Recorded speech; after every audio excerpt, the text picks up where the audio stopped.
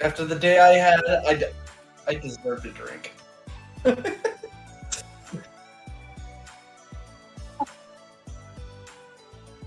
Listen, I don't have a problem. You have a problem. I mean, Cody's literally the only one that's not drinking that's in this call. Because it's a school night, dude. But no, I'm oh, you said Cody, not Tony. Yes, I said Cody. Sorry, it sounded like you said Tony.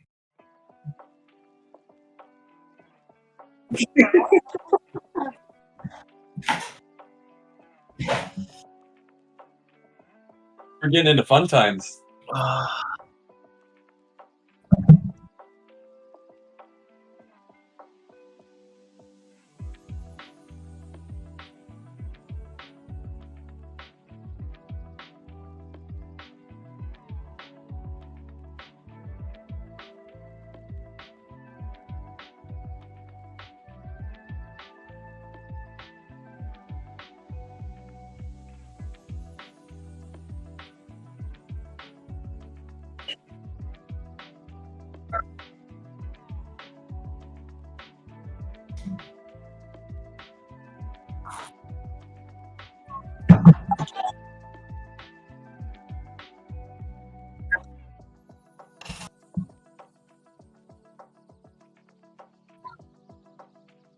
So wait, is that Juan? Is that the Juan we're used to, or is that a new Juan?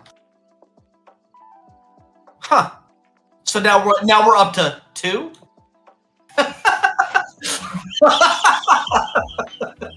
Boo! Boo! We have Dos Juan. Juan, you're gonna do about it.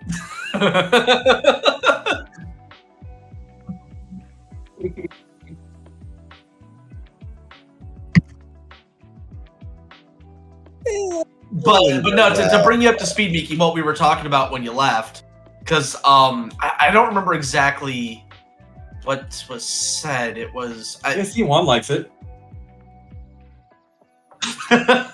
but like I honestly I can't remember what Rick said, or maybe it was Rick. I don't know. So someone said something, and I'm like, well, like let's be honest here. She's actually drinking on the job.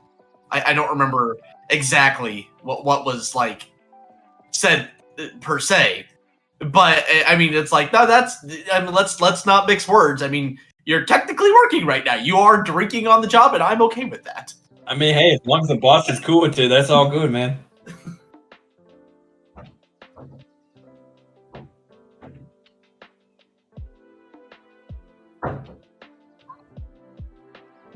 Uh-oh.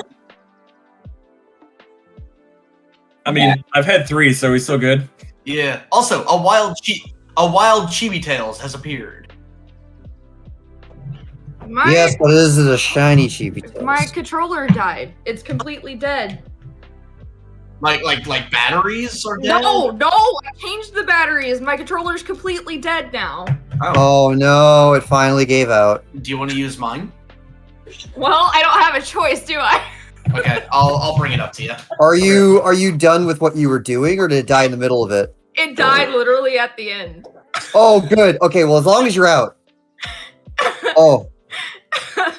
My you Xbox... could always use mouse and keyboard, you know. Oh hell no! Fuck that. Oh, No? I wouldn't even know where to start. I play a white mage. Not happening. No. I already In a funny way, a lot of people would go, "You play a white mage. How do you do controller?" It makes it so Exactly. much easier. Yeah. No.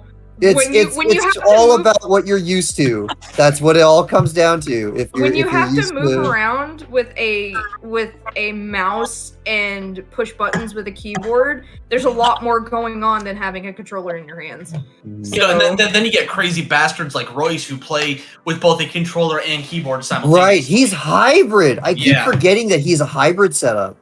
Yeah, he does that for Elite Dangerous as well. He flies in a 3D space environment hybrid. I can't even fathom how that functions. He's fucking weird. You got one hand on the joysticks and the other hand on the keyboard. Like he one hands his controller and then he has the other hand on the keyboard or some crazy.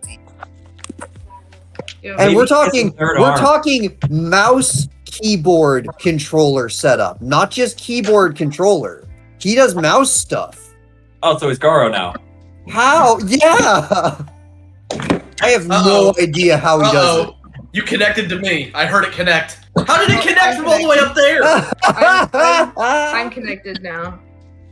Because I mean, I it- fucking hate that because I love this controller. Like it's metallic red and I love it. And All right, y'all. I Yeah. think now that I think about it, Garo would wreck everybody in freaking online games. all right, y'all. He's got Unfortunately, we fucking gotta take off, arms. but I hope you guys Okay. have a great stream. How does having unless the game supports it, how does having more arms help? How does more arms not help? yeah, Cody's gotta go. See ya, Oh. Code. My God. Hi, Cody. Bye. But how does more arms not make everything better? If, Well, then- if, you well, can then- only, if you can only play through one input, then having multiple hands doesn't do anything. Yeah, well, no, and another thing you have to consider, dude, like, so, you know, there are people who have trouble just dealing with the two arms, meaning, like, their brain has trouble keeping up with what two arms need to do. Can you imagine the strain on you mentally to have to control four arms? Well, okay, simultaneously? No, on that regard, that's I mean- a point in Goro's favor because he can do that. Oh, He that just means that Goro baseline is awesome. Yeah, I don't know Would- what's going on. Would the Akatsuki would rock character four arms. would the character with multiple arms from Mortal Kombat be good at video games? That's what we're talking about right now. Somehow, I don't know how we got here. I don't know how we got here, but that's where we are. Imagine if Akatsuki had four arms. I know. Because we were talking about Royce using a mouse, keyboard, and controller. yeah. Give me an essence of savior. I've done 7 runs of farming. You know, you've met Royce. Yeah. No. No. No. No, Royce is the guy with the pompadour that eats shoes. Royce is a person. I'm not elaborating.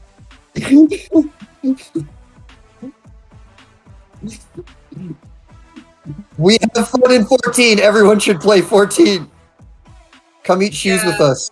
Vice is his character, and his pompadour is sentient, and is No, we don't is, need.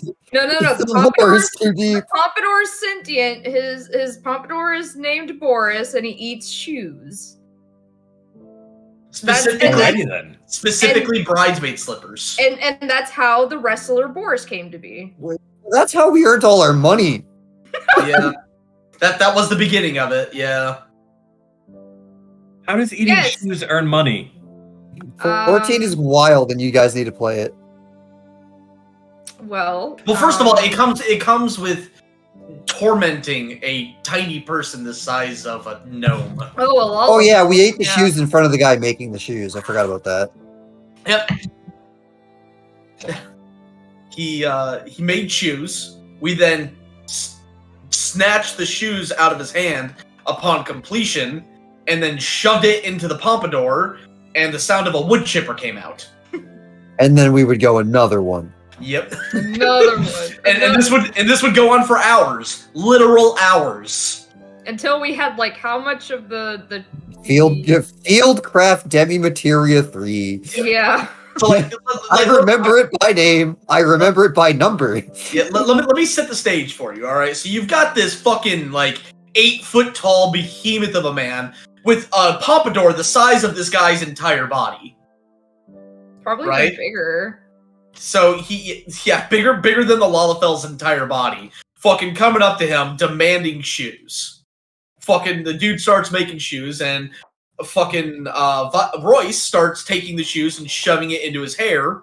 And you hear the sound of a fucking wood chipper, and out the other end pops random materials like a fucking plank of wood coming out of a goddamn shoe. Figure that one out. Yeah. Yeah, that made our head hurt the first time that dropped. I'd be more concerned about him fitting a wood chipper in his pompadour. No, the No, Pompadour is the wood chipper. no. The Pompadour's eating it with teeth. Yeah, no, the Pompadour is sentient. I told you. That's even more concerning. No, it's fine. Like and then Boris became a wrestler. Yeah, he's in PDW right now. I mean, does the Pompadour talk? Yes. He's The Russian. Pompadour Yeah, he's wrestled. Russian. It got out. Yeah, it got out yeah. and become a wrestler in PDW. Dude, Boris became more human, and that's why you've got the wrestler Boris. That's the hair. Yep. Yep. The wrestler Boris from PDW started off life as a pompadour on the head of a Rogadon. Yeah. Oh,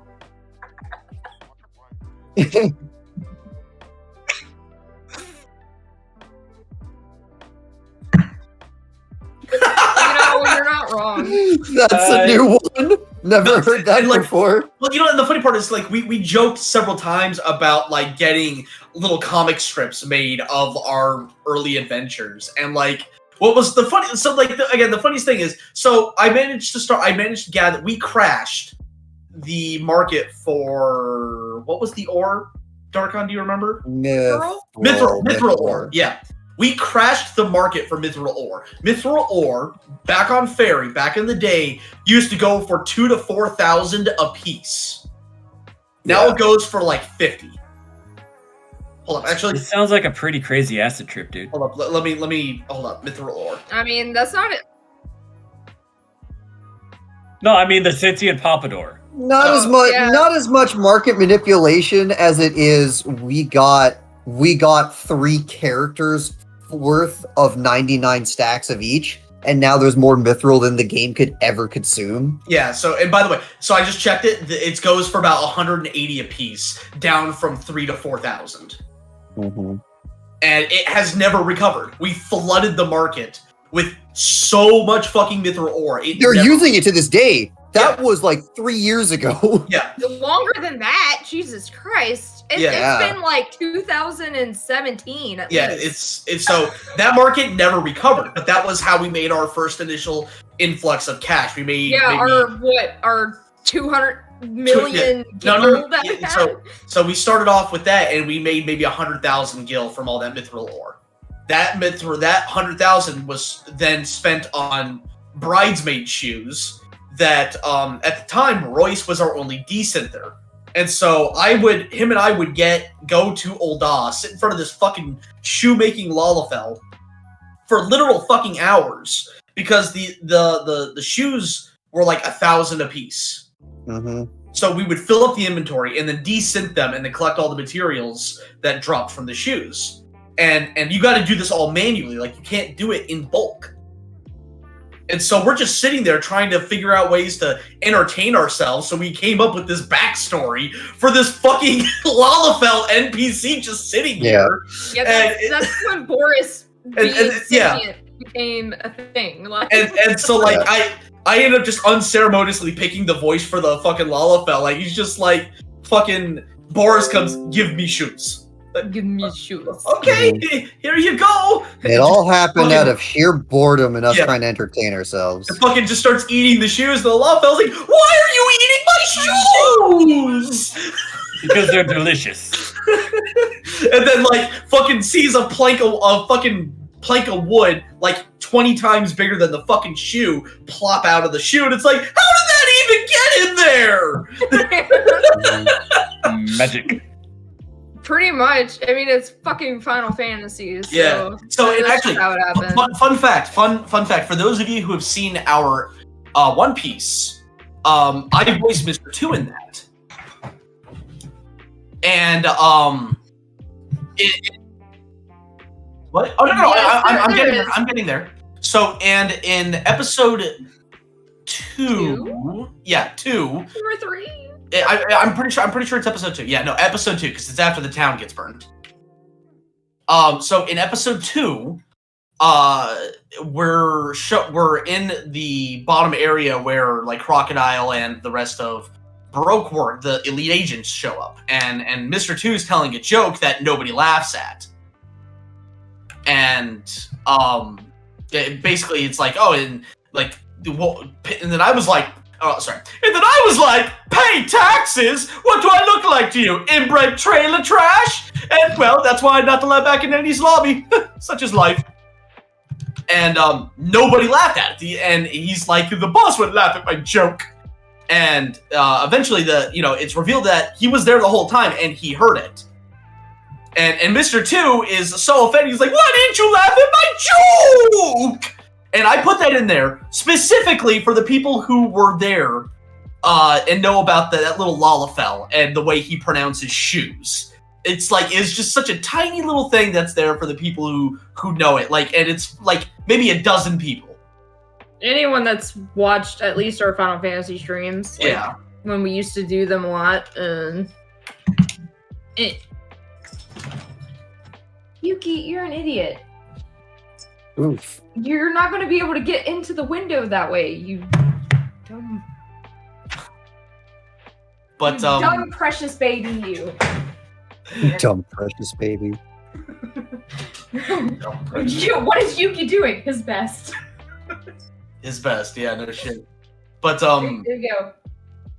There you go. so Asha and I are looking to sell our Yu-Gi-Oh and Pokemon cards.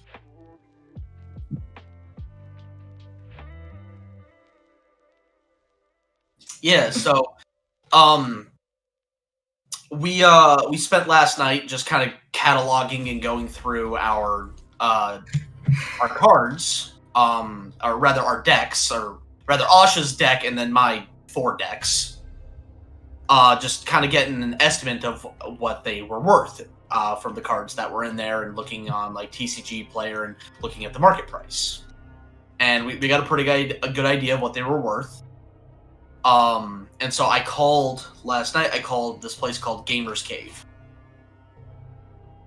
And asked them if they were buying Yu-Gi-Oh cards, or rather, if they bought Yu-Gi-Oh cards. And they're like, "Yeah, we do, but we're pretty overstocked right now because we just bought a couple collections. So we need to move what we have first before we would consider buying more." And I'm like he was like kind of it sounded a little bit annoyed and just sort of dismissive over the phone. Right? Another one of these guys looking for quick money for trash. Yeah.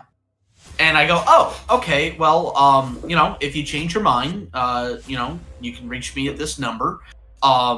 Just to kind of give you an idea of what, you'd be working with. The star of my collection is a Ghost Rare Black Rose Dragon. And like, immediate fucking dive. Whoa, hold up, what? No, yes, we've been very interested in that. Please bring your collection in tomorrow. We'd love to see it. Wait, come back. Wait, you're a person who's doing this for reals? No, come back.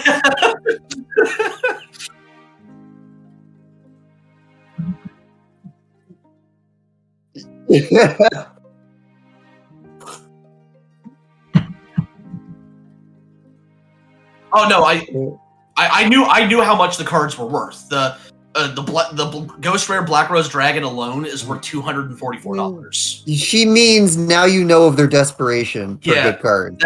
That's true. But so I bring it in today, right? And they forgot that they talked to me. They didn't, like, I recognized the guy's voice, but he very clearly didn't remember me. Anyway, so I start they start looking at Asha's cards, or Chibi's cards rather. And I made it clear, I'm like, hey, so these are my girlfriend's cards, these are mine. We need to keep those separate. So they start looking at her cards and they're like, oh man, oh yeah, no, look at these, like they're like, oh, these are so cool. They're going a little crazy over my cards even though my deck was the most expensive to put together for some oddball reason, but I got them pretty cheap. It was just expensive altogether to put together. Yeah. So they're going a little crazy over my deck that the only Ghost Rare that I have is an XYZ Dragon. Dark Rebellion XYZ. Yeah. So it's really most of the cards, even though they're all holographic. Yeah. They're not I think the most expensive card that was in my deck that wasn't the XYZ Dragon was my Harpy's Chandler.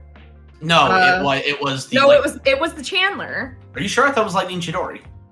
Well, I meant out of the, out of just the regular monsters, it was Chandler. Oh, okay, yeah. Anyway, it was so like $33 for just one, and I run 3 of those. So yeah, they were like, oh yeah, no, check these out. Like, oh, it's a Harpy deck, and it's got this, that, and the other thing, and like they're like, oh yeah, this is looking good. This is a good collection you got here. I'm like, oh, that's just my girlfriend's deck. I pull out mine.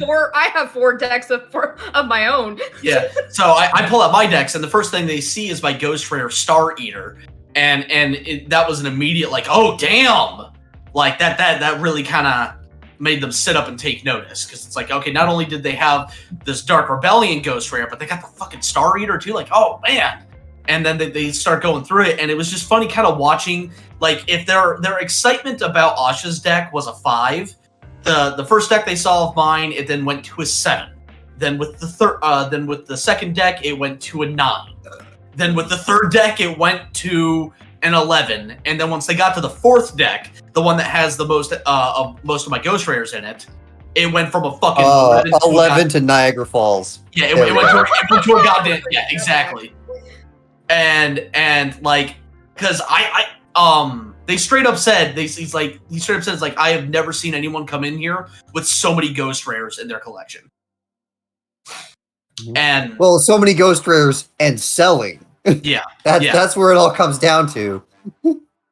And like they see the fucking, so he sees the Black Rose and he's like, oh boy, oh lordy lord, like I am both excited and terrified to price this now. Like, I am terrified to even touch this card. I don't want to ruin it. Because because Tony, he got that card out of a pack. Straight out of a pack. Straight up out of a pack, and then it, like, when he opened it out of a pack, he put it straight into a card sleeve. So it's been in a card sleeve in a deck box since he opened that card. Yep. So it's pretty much. It doesn't get much more. It doesn't get much more opened mint than that. Yeah. So it is in remarkably good shape. And in fact, I'm considering, depending on their offer, I'm considering getting it graded because I think it might be a PSA 8 at the absolute lowest. But it basically yeah. Yes. The card numbers go from 1 to 10 on quality or something. Yep. Is that right? Yeah, with 10 being the highest, 1 being the lowest. If just to give it an example, if it were a PSA 9, it would go for $2,600. Yeah, the 10 is basically like the definition of like still in the box type of stupid on like collector stuff, right? Yeah. If it were a PSA, I think that depends. Like 10s can still be something that you like open up, and then if you straight away not only put it in a sleeve, but put it in a protective plastic, like you double sleeve it and all that, then it can grade a 10. Yeah. Like, so, but PSA 10, like, hold up, let me actually double check because I want to make sure my numbers are right. But anyway, he started like. It was fun, like, he started freaking out, and then his coworkers like, dude, what is wrong with you? And so he called over all of the coworkers, and he's like, guys, get over here. I need help. I don't care what you're doing. Get over here. We got serious cash to make. Yeah, and it was really funny though because he's like, he looked up the price of the Black Rose Dragon, and then he pulled the card out of the sleeve. He's like, God, this thing is in great shape. And I mean, it was just dude, really I funny. sat in the car for fucking ever because we had to take Leafy to the vet, and so I was in the car with Leafy, and I sat in the fucking car forever waiting on him to come back out, and it had been like at least 45 minutes later. He comes back out, and I'm like, Jesus fucking Christ, like, were you? I don't know what you fuckers were. Yeah, like, I don't know what the fuck you fuckers were doing in there, but it took quite a while just for you to drop off some cards. Like, they were braiding each other's beards.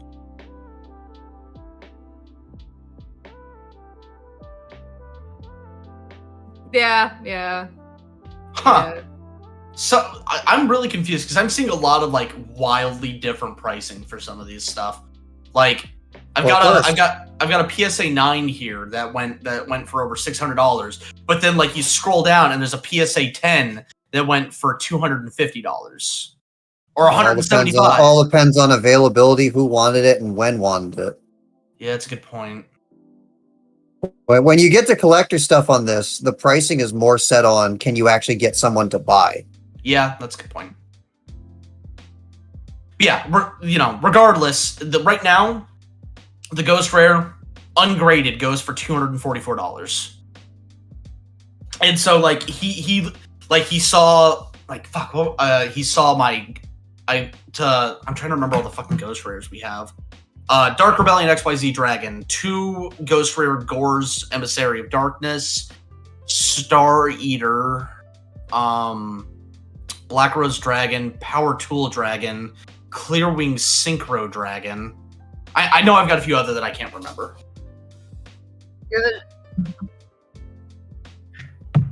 I mean, I'm just lost, so I'm just sitting here. It's a collection of the better part of 10 years, and it's like I don't play anymore, I don't collect anymore, and I need the cash.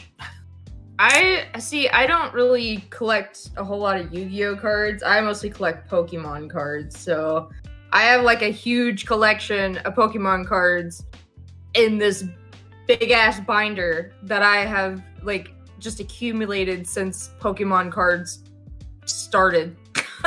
Like I have a first edition holographic Machamp. Like, and if it was actually good condition, that card goes for a lot of money. Like in good condition. Yeah, no, like if my collection was in good condition and I decided to sell, I don't know exactly how much money I'd be sitting on, but like I just have I'm trying to remember. I think I have like close to 1,000 cards, or like a little over 1,000 cards. So, I feel like I would be sitting on a lot of money if they were in good condition and I decided to sell.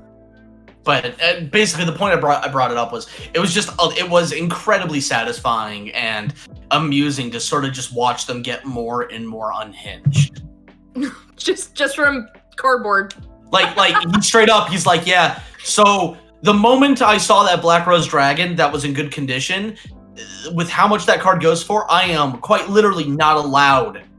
It's quite literally outside of my pay grade. I am not allowed to make the decision here. We will get the pricing and everything, but it's up to the owner to decide how to handle this with the extension, with what you have here in this collection. And it was just very funny to watch. So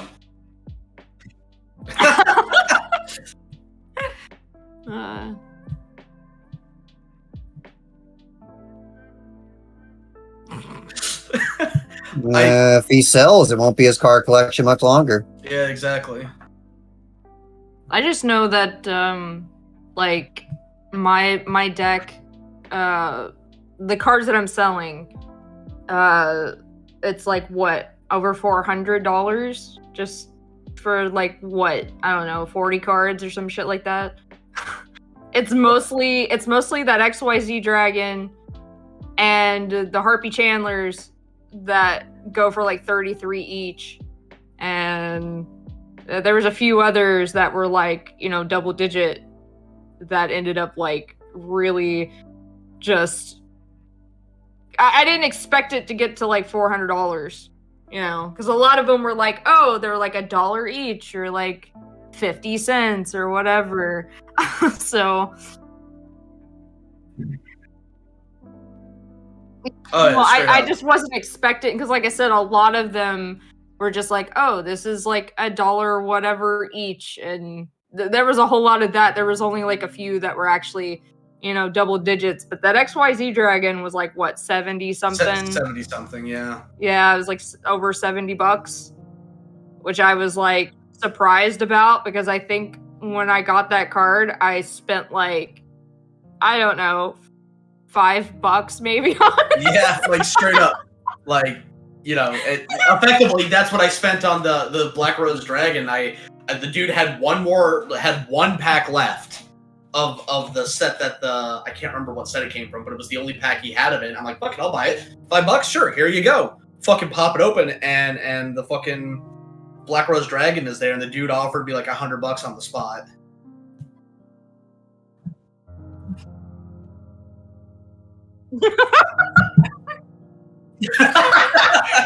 that pack was on hold. Like, nah, man. Tony has a certain measure of respect that is demanded of his authority.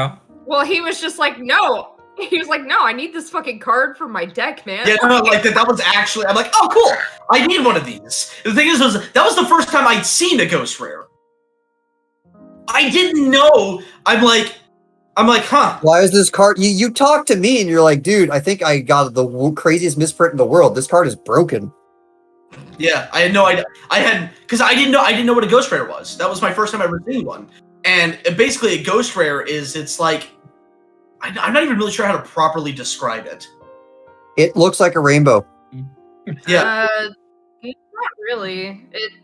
It's just it's. I mean, it's honestly, very it just seems like something happened when they were doing like the holographic to it, and it just seemed like the printer ran out of ink. That's just what it makes me think of. Like, they put on the holographic, but they forgot to put on the artwork. Is that a good way to describe it? Yeah, that's like, yeah, basically like it's all white. The whole artwork is white unless you angle your light on it the correct way. You can't see it unless you put light on it the right way. To be honest, even if you did have a misprint. Even if you had a misprint, you could still sell that for a good amount of money. Oh yeah, no, yeah, believe me, I know. Card. But like the thing is though, is like I didn't realize what it was, and I'm just he didn't realize it was a rarity. He thought it was a misprint. Yeah, and so I was talking to Dark on about. I'm like, yeah, no, I pulled a Black Rose Dragon, and like it was like as a misprint. As soon as you said Black Rose, I'm like, hey, I've actually seen that one before. I know what you're talking about.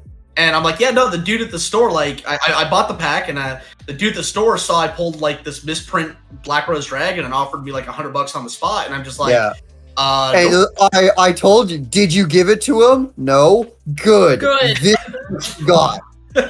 He tried to scam you. Well, yeah. I mean, the dude it just reminds me of fucking GameStop. So, like. I mean, the thing is, though, is like, even then, that's a $95 return right there. If I had taken the deal, I'm glad I didn't. But because then once I found out about Ghost Rares, I'm like, okay, time to start making an active effort to get these. Mm-hmm. And my collection of Ghost Rares still. And that's when we found mine, and I was like, holy shit. I already have an XYZ dragon in my deck, but I want the Ghost Rare, so I got it for like I said, like $5. Yeah, like straight up $5 from our locals. But yeah, that's the only Ghost Rare I've ever pulled from a pack. Everything else I bought as a single. Well, I mean, like pulling a Ghost Rare is like, I feel like in Pokemon, it's like the fucking Charizard. Yeah, like it's like the full art Rainbow Charizard. Yep. It's like having your first wild Pokemon be a shiny. Yeah, exactly. Yeah. Which happened to me once. Happened to me too. My first wild encounter was a shiny Caterpie. It's funny, the first shiny, speaking of not knowing what it was, the first time I got a shiny, I didn't know it was a shiny. I thought the game glitched out. So I restart my game. Oof. See, my first oh, that's right, because you played Silver. Mm-hmm. So it didn't have the animation yet. Yep. See, my first legit shiny was a Crobat. Like, I'm not even gonna count the fucking Gyarados that you get because it's just literally given to you. Yep. It was funny though because it was actually before I even saw the red Gyarados, and I remember showing my friend, and I'm like, dude, this fucking like, I think it was like a Rattata or whatever. I'm like, this thing looks like this is weird, right? Like, what's going on? He goes, no, that is weird. What is that? What's going on? Like, I don't know. It kind of showed up there. I was like, that thing could be glitched, man. You might want to like, have you saved? No, get rid of it because that could like delete. Get rid of it. No, because it could be like the missing no. He's like, yeah, dude, that shit could like delete your save file, like what happened in your red. Because my red got corrupt so badly that it deleted my save. But what did you do? I had a Magikarp with explosion. What? Ow! How? Magikarp can't learn explosion. Oh, dude, I had so many fucking Pokemon. With No. We're talking about red. There's a lot of things that you can do to snap red in half. Yeah. I beat the Elite Four with the Magikarp with explosion. Like that was it. Yep. Okay then. Because like it was so glitched out that like using explosion didn't kill the Magikarp. I mean, you're just asking for trouble there, man. Yeah. Yeah. But then, See, that's the unfortunate thing is like getting a shiny Abra and the chance of it running away. Like, I feel so bad. The next shiny I found was in Pokemon Fire Red, and that was a Spearow. And my game crashed before I could save. I caught it. I'm like, awesome! I got a shiny Spearow. This is really cool. Game crash. Fuck! I have an addition to this conversation. Go for it. So Pokemon Crystal was effectively the only video game I had for several years of my entire life, which is the only metric I can give you for how many hours of playtime I had. I have to date never encountered a shiny. It hasn't happened. I probably have 10,000 hours in Pokemon and it hasn't happened. Not a shiny and not a Pokerus. I knew about them. It's not like I blinded through it. I have Crystal. When they show up, they have an animation. So it's not like I blinded through it. I know that they exist too because I have the power of the internet and I figured that out. I've just never encountered them beyond the Gyarados.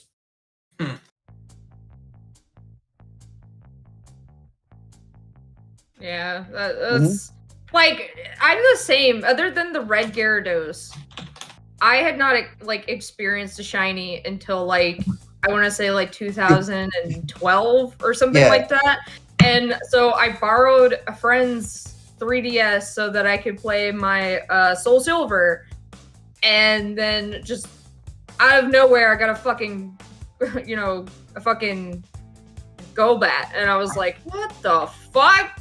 Out of all the shinies that I was to ever get, I get this ugly ass fucking Golbat because it's green. No, shiny Golbats are green, and I hate it. So, I mean, my shiny. Dude, they're fucking. There are some shiny Pokemon that I wish didn't fucking exist. I don't know what they thought was a good idea on making fucking shiny Pikachu is literally just a little bit darker. You would not even know it's a fucking shiny unless there are some shinies that I see that and I'm just like, okay, if not for the sparkles, you wouldn't even be able to tell. Like fucking Espeon is green, and it's like you go from this nice purple color to this ugly ass green color. What? It's not just the fact that it's green; it's a terrible green. I think what would have been really cool is if Umbreon and Espeon swapped colors. Oh, so like a black Espeon? Yeah. I was thinking like dude, a purple Umbreon. That'd be sweet. More like a royal purple. Yeah, like royal purple, and then the rings are red, taking the jewel from Espeon. Yeah, no, and then it would have been a black Espeon with a with the yellow jewel. To a better thing, than a to yellow a thing Caterpie. that everyone keeps forgetting in these. This is an art stream. We're talking colors right now. That's Yeah. art related. Holy shit! Art talk on the art stream. When does that happen? No, I was playing. What was it? Ultra Sun, whatever one that. Is that right? Ultra Sun. The Ultra Sun. Yeah, Ultra Sun and Ultra. Yeah. Yeah, and my first encounter was a yellow freaking Caterpie, and I thought the game Your was broken. first? My first wild encounter was a fucking shiny Caterpie. I have not yellow. encountered a shiny, and that includes my time with randomizers too. Never encountered a shiny in my career of Pokemon in my life. Yeah, it was yellow, and I thought the game was broken because Caterpies are green. Yeah, you did the him. You did an Anthony. I mean, I kept it. It's like, oh, my game must be fun. Why I'll just do leave I have why is my Pokemon a misprint? it. Why? Yeah. I think the This, one of this the most pot of Geed looking Golbat. yeah. Oh my. Okay. All right. Geed. I have to tell the story now that you brought it up. You can't just bring up pot of Geed and not explain. Or let's see. I'll throw it in private stream. I remember I was the one that gave you the final, like, what was going on with that. Like, you still didn't know what There we that go. was. And then I told you, like, this is what's actually happening, bro. So, No, all right. I just threw a picture in the private stream. That's what my Caterpie, Metapod, and Butterfree looks like. It was. See, weird. I don't mind the Butterfree and like, you know. I had a brown ass Metapod. It looks orange to me, not brown. Orange, brown. It's the color. I think for that us. the most like awesome shiny would have to be Charizard, just because it's black Yeah. and it just looks so fucking cool.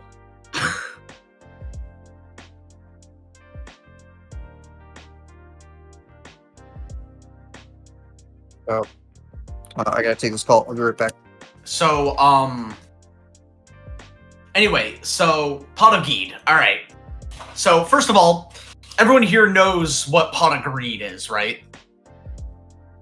There you Pot go. of, It's a Yu-Gi-Oh card. Pot of Greed is the most. Yeah. Okay. So. All right. So Pot of, What everyone's talking about. Pot of Greed was It's going face to it was a card is just draw 2 cards. There was no downside to it. It was one of the most one of the most powerful and useful cards in the game, and it's been banned ever since they introduced the ban list. Or no, it wasn't banned immediately, but very quickly after the ban list. Anyway, at my locals when when Yu-Gi-Oh first started, there was a limit on Pot of Greed. You could run 1 Pot of Greed in your deck. Couldn't run more than 1. Well, some shitters brought what they said were Pot of Geeds. They were new. They weren't Pot of Greed. They were Pot of Geed. Look, you can tell it's a different card, and there's no ruling on Pot of Geed, so that means we can run 3 of them. 3 of what? So they were effectively running 4 Pot of Greeds in their deck legally at my locals because it was ruled in their favor.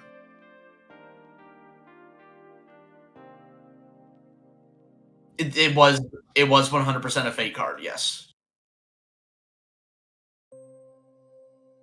Shenanigans. They did they one of 2 things. They did such a good job at making it look real because I honestly couldn't tell the difference.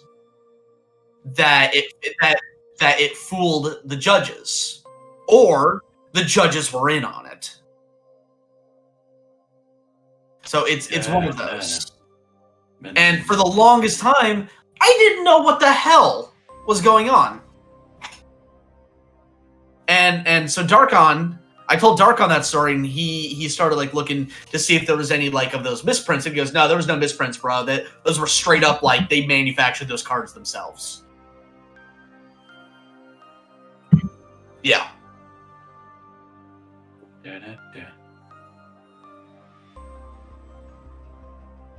Right?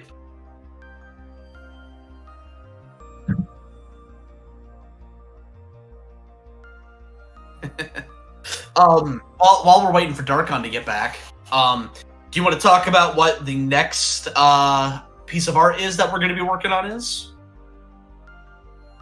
So, do you want to talk about your first voice role with Fat Dog first, and that'll kind of lead into it?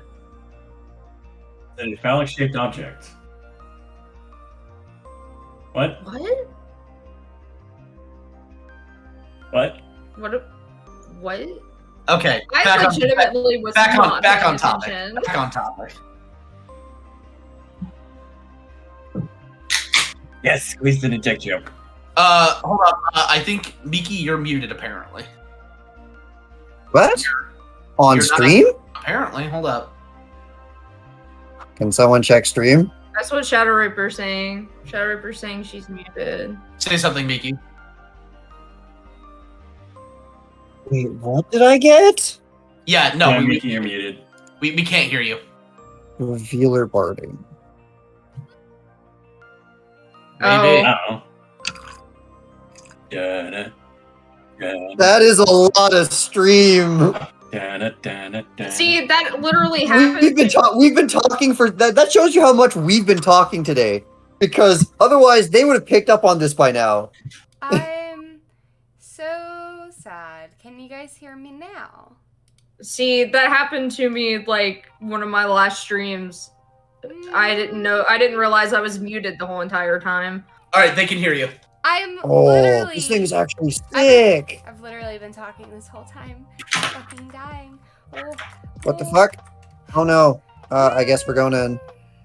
Okay. I'm not ready. You're doing things on your own for a bit. That's fine. But anyway, so let's start. let's Miki, what have you done to our boy? He's all bruised again. so let's start over. Miki, do you want to tell them? And I'm gonna be doing a project. Yeah, you need to do the intro. So, the first thing they hear is me saying I need to drink. If they don't hear you at all, oh my didn't even god. hear my Juan joke, and I'm so upset. But they I mean, heard it I from think my one. Or heard can we one just joke start the because- stream over? Redo. just ends the stream and then it starts it back up again. Like, hey, everyone, just act like the stream never happened. Okay, stream restarts in 3, 2, 1, go. Intro. Hi, thanks for joining me today. My name is Miki, and you're here for the episode 31 of MikDoodling with Miki. I made a really funny joke about Juan when he came in, and Tony asked if it was the same Juan as that we're used to, or if it was a different one, and I said, no, it's another one. Now we have two instead of Juan. And everybody missed We it. have 2 instead Instead of of 1. We have Dos Juan. Juan is the loneliest number. That was probably, honestly, the only thing I really contributed to that was funny, but I'm still really sad. Oh. And No, this is being why mistakes and alcohol do not mix. Oh boy, here we go. No. I had only had Correction. one beer at the time. You can't blame it on alcohol. The alcohol didn't do anything. It was just See- fucking Streamlabs, okay? Like, let's just blame it on Streamlabs. Yeah, Like, so that's it. all right. So with now getting back to the thing, Miki, would you like to tell them what it is we've got coming down the pipeline that you're in? I don't know. I kind of feel like just being a little depressed. No, I'll tell him. I'll tell him. You know what'll alright. fix that? You know what'll fix that is No, Fireball. You're making me sad, boys. Oh, by the way, God, guys. I can feel it. I can feel it through the internet. By the way, guys, just a heads up. She hasn't been ignoring you. She has been answering your questions. Oh yeah. Yeah, that's Yeah. also important. Also, hi, I love funny. Thank you. That's very nice. Right. Okay, so I'm doing a thing, and it is a very exciting thing. It is my first time ever with Fat Dog Studios doing a drum roll voice acting. Yay! I get to actually participate a little bit in the upcoming project that we have for the Air Gear Bridged episode, in which we actually are also doing a little bit of something a little more towards my alley for artwork, which is going to be a funny. Can I actually tell them like? Yes. Oh, okay, all right. Yes. Funny- We're gonna be working on it on stream. So It's also known as Blade. You know, that's a fair point. It's going to be a spin-off of the meme from the actor who plays in Netflix's adaptation of The Flash, but it's like kneeling down in front of a grave with the peace signs out. But it's going to be the scene where Iki pisses himself and the guy who did it is standing over him posing like a Twitter post. Yeah. Yep. There we go. Did I do it? And so Mhm. yep. Yes. And so we're going to be working on that next week, or possibly towards the end of this stream. It just kind of depends. Whenever we finish this one, Miki, do words good. I do. especially when they can be heard.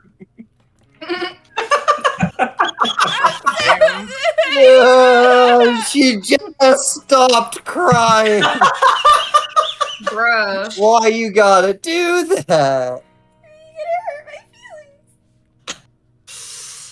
I'm sorry, I had to. Is it bad Here that I I'm am worried? trying to Is make it bad that I'm Miki feel worried your better. boyfriend's gonna come in and just be like, "What happened? What did they do to you?" It wasn't that what we did, it's what Streamlabs did.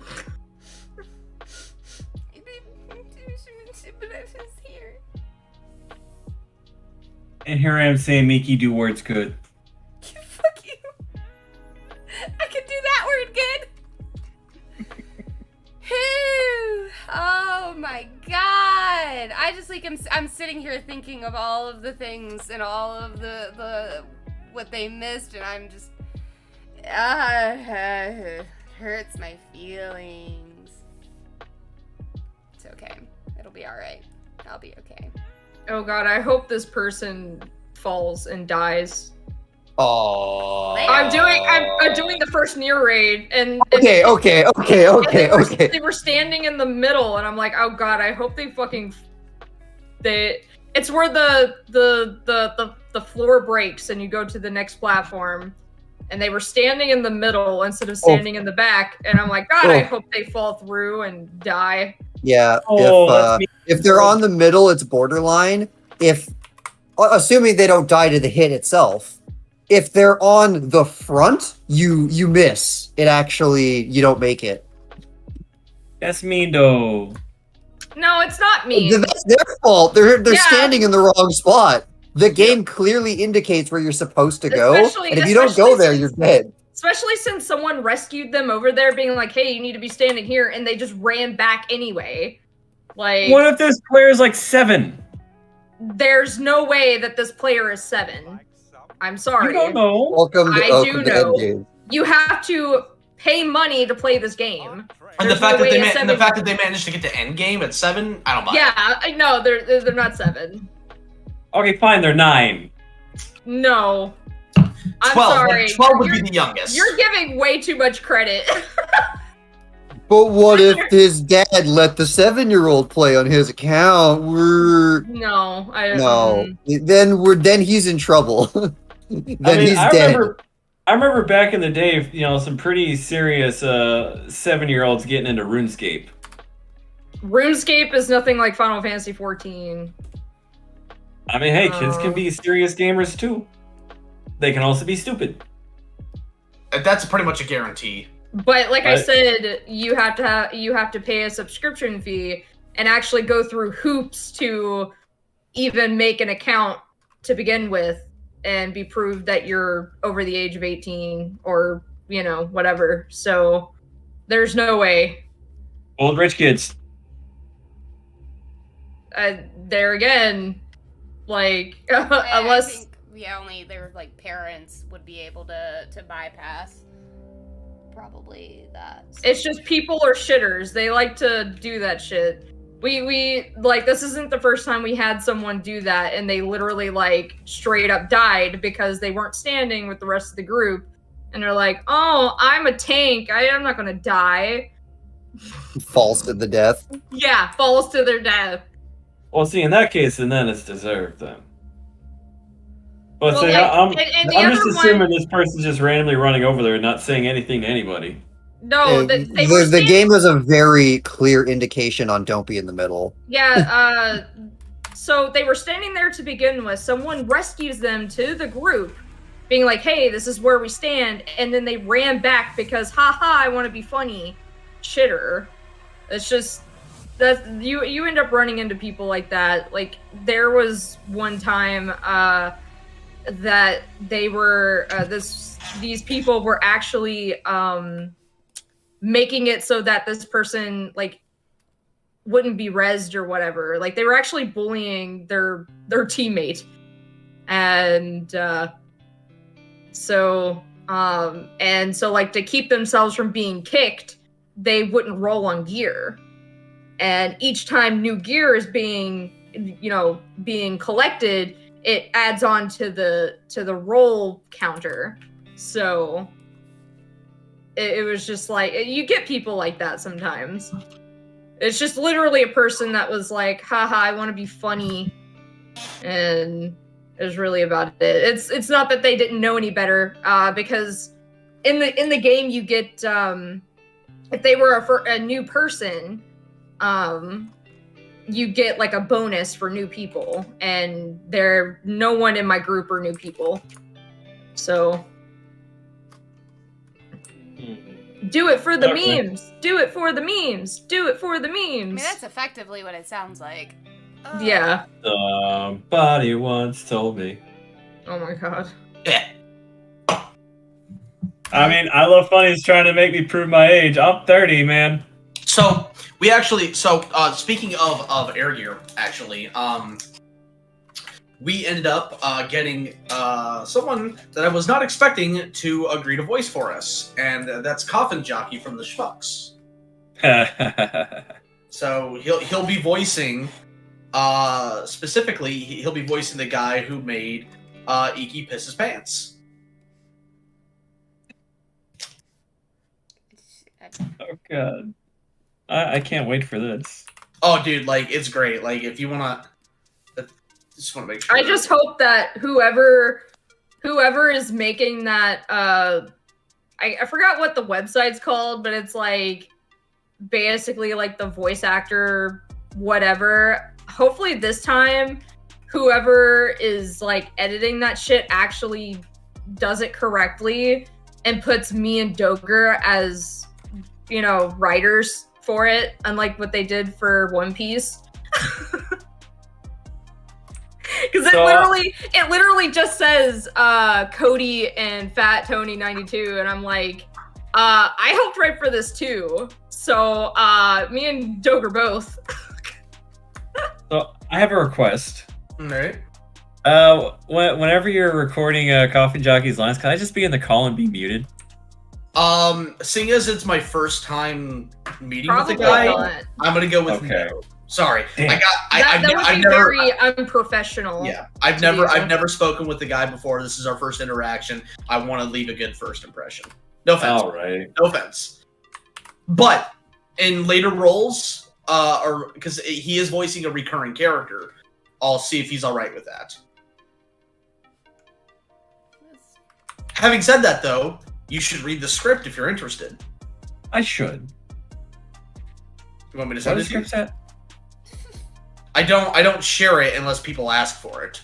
Oh, okay. But yeah, I'll send it to you. Give me just a second. Actually, you may have already sent it to me once. I did, actually. Yeah, you did. Holy shit. Fuck, read my messages. God. I can read. Oh, my face is still kind of hurty from the contortions of being so just absolutely heartbroken. That threw your whole brain for a loop. It just made me I don't really blame you. sad. It's okay. I'm almost done with this beer, and do you know what that means? It means I Where's get this a new beer. fucking person? Oh, they fucking DC'd again. Jesus Christ. If your internet's not reliable, you should not do raiding.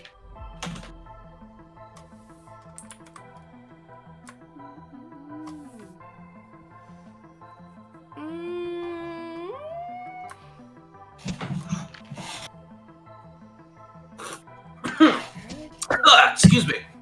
Get away from me! Oh god! For a second, I was just like really confused when you said that because I was just like, poor Tony. No, it's okay. It's a game. But Tony's downstairs and I'm upstairs. But I didn't know that. But we're in 2 separate calls. Boop. That's my answer. So, Jin be looking like a snack. Bruh, he's always a snack. But just be look real. That's going in. like hot as fuck. I've been working on improvements of my style. So now is it weird of me that I kind of want Lisette to very specifically like be kind of like Lisette and Molly, I think, would be like the most appropriate characters, but for them to ship, quote unquote, ship Jin and Tucker. I don't know. That would be. I don't know. Jin and Tucker. I thought it was always going to be Jin and Volcus. Excuse me. Although he was going to eventually get rotated through everyone. See, this is new to me, so like. Oh. Jin just doesn't know. Spider, I can read. He doesn't know what's happening yet. Are we gonna end up killing them before this? What? Who'd I? What? Yeah, what? Oh, no, she's raiding. about I'm the sorry. game, I yeah. forgot. Holy shit! So Oh. Durga. I was gonna say like, I can't talk about who's gonna live and die in check. That's not okay. So Darkine. So you know when like the like the squares explode, right? And the first Yes. time it's 2, and then the second time it's 3. We killed him literally after the 3. That's how so fast good. we fucking. That's how fast we fucking did this. That's awesome. You know what I have to say to that? All of these squares Uh, make a circle. Oh. Okay. Right. Okay, All right. Popo. So That sure is that thing you said. the repercussions of the phone call from before showed up. There I go. Okay, bye. What? Darkon went somewhere. Oh, okay. His brother stopped by. Oh. Hey, Leafy, come here. Come here, baby girl. Come on. Still Up. unacceptable. Whoops. Come here. You know, honest to God, I fucking hated Lemonhead so much. So much. And I forgot What? he existed. And now I'm like a little bit upset that I made that quote because that I realize at this moment that is where it came from. And I'm Hamburger Wait. time. I'm just like disappointed in myself. You mean Lemonhead the candy? Oh. No, Oh, from Adventure the Time. dude from Adventure Time. Unacceptable! Like that. That's he a just, person? yeah, it's a person. Oh. He works for like the Candy Kingdom, doesn't he? Like, Well, I don't- eventually, yeah. I mean, I've never seen Adventure Time, so I wouldn't know. I think he Right. was. I think he was like a king or something of his own kingdom first, and then he ended up being like a really shitty leader or something. What color should the lamp be? I don't know. Could be a lot of different colors. gray. The only color it should be, Pink. and that's black. It should be a gray lamp. The suit is black. Oh dots. my god! If someone doesn't roll on this shit, I swear to God, I will start murdering people left and right. But on a side note, I am so happy that our Leafy, our cat Leafy, is back to acting, back to her normal, obnoxious science testing self. Yeah, what was up with that? Because you did mention you had to. We take her to don't the vet. know. They took blood today. We're gonna find out what was going on. Yeah, so we kind of find out that she's got a skin condition. They didn't exactly tell us what kind of skin condition. Probably dermatitis. But so she has to have fish oil in her food. Put in her food, and then like a medicated drops put on like the area. Speaking of which, we still need to do that tonight. The medicated drops. All right. Yeah. But yeah, she was just way too stressed out yesterday, and which it was actually kind of worrisome and like funny at the same time, because they called us and they're like, hey, so we're gonna bring Leafy out, or like you can come and get her. She is just way too stressed out to where we can't get blood. And the look on Tony's face was just like, excuse me? Like, what? Like, they tried like sticking her, but because she was so stressed out, I'm guessing like older cats can just basically be like, if they're way too stressed out, drawing blood is just like, it's harder to find a vein. So it was just the initial look on his face when she said that was just like, excuse me, what do you mean she's not giving blood? Like, Jesus. She just keeps screaming, my body, my choice. So I mean, what's so hard? The sharp pointy end goes into the meaty thing. Well, as I was just getting done explaining, she was way too stressed out. And so apparently in older cats, when they're really stressed out, it's a lot harder to find a vein.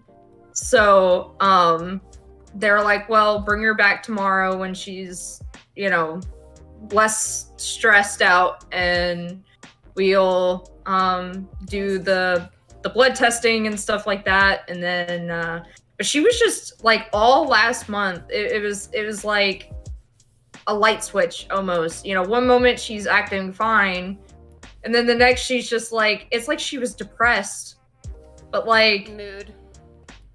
I don't know, like it was kind of like she was depressed, but at the same time not. She was just like, I wouldn't say she was like lethargic or anything, but like she responded to touch and all that, and she was eating and drinking and stuff like that. So, but she would stay in one spot for fucking ever, and like there just seemed like there was something wrong. And then the next, a few days later, she'd just be back to her old self, and then a few days later, it was just like off and on all fucking month.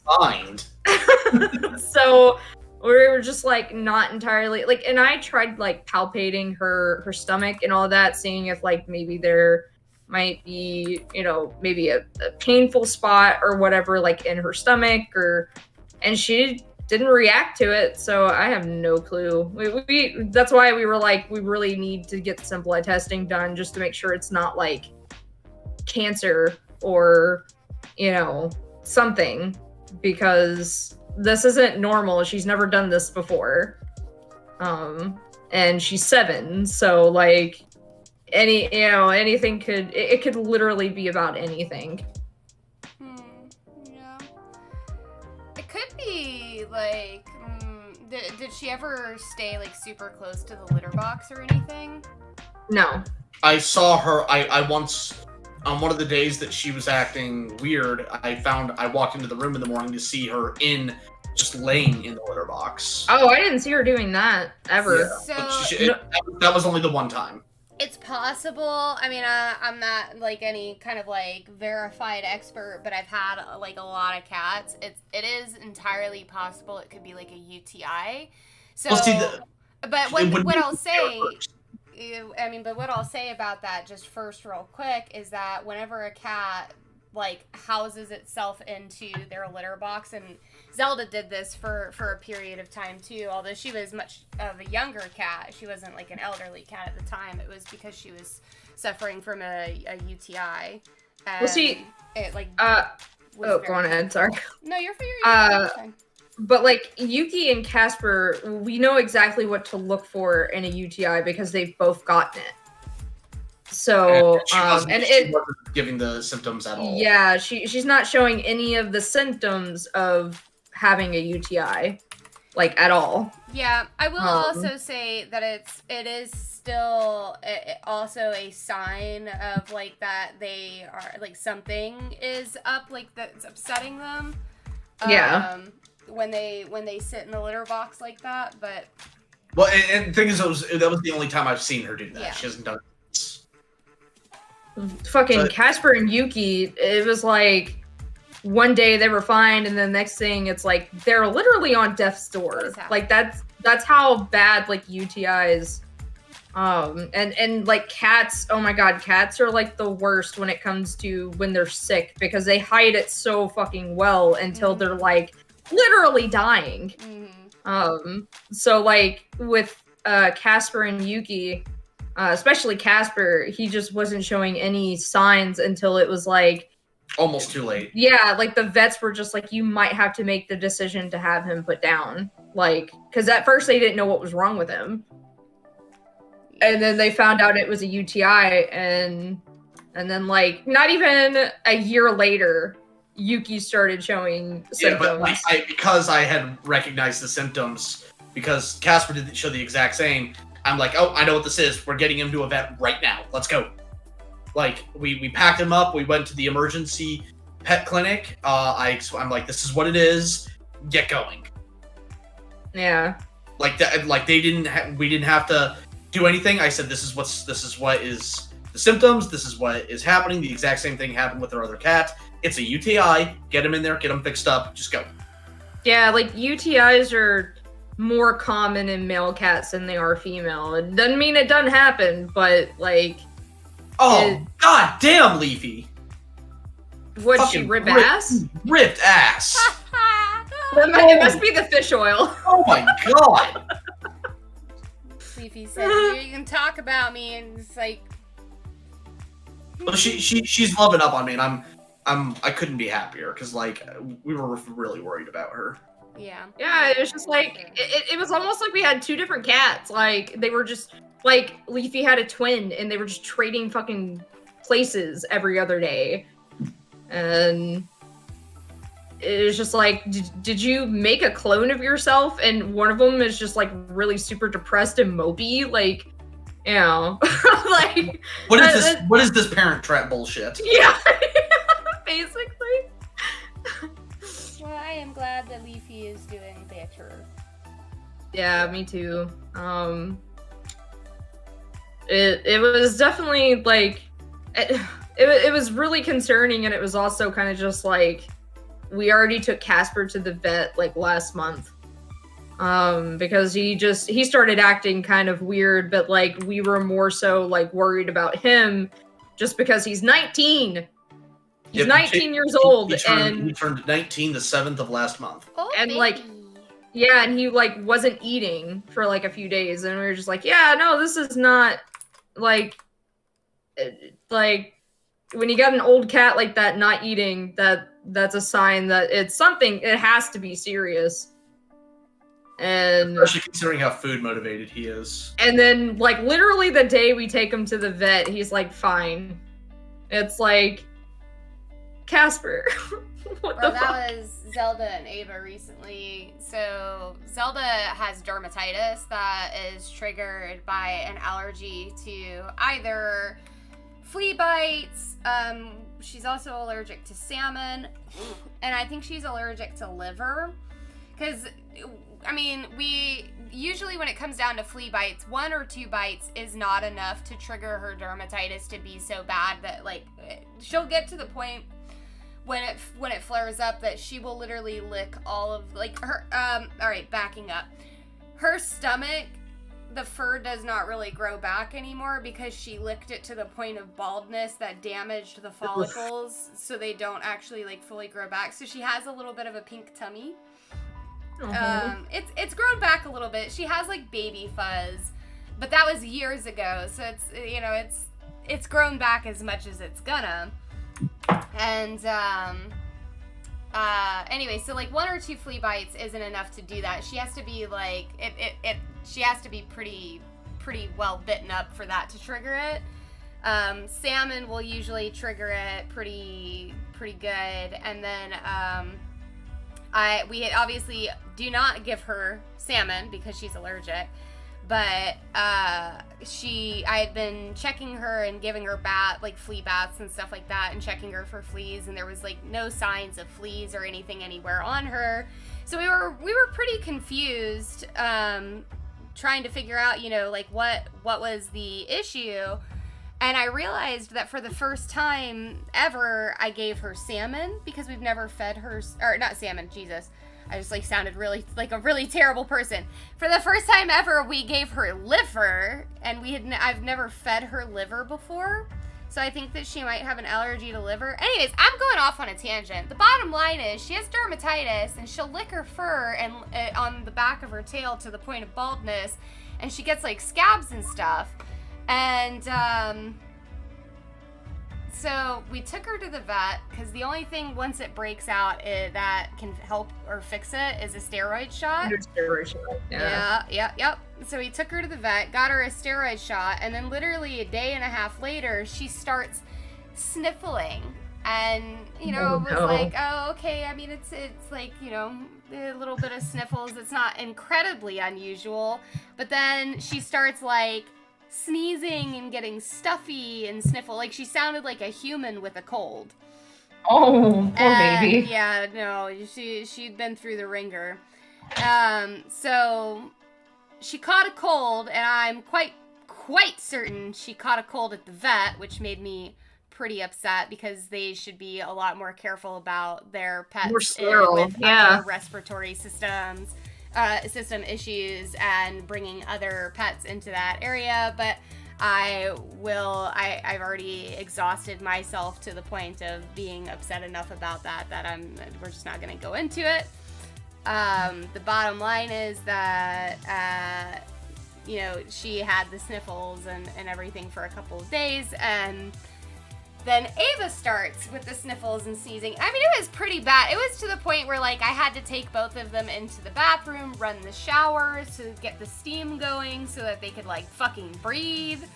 And as soon as our vet visit came up, because we had to schedule it, and as soon as we got them to the vet, both of them were basically fine again.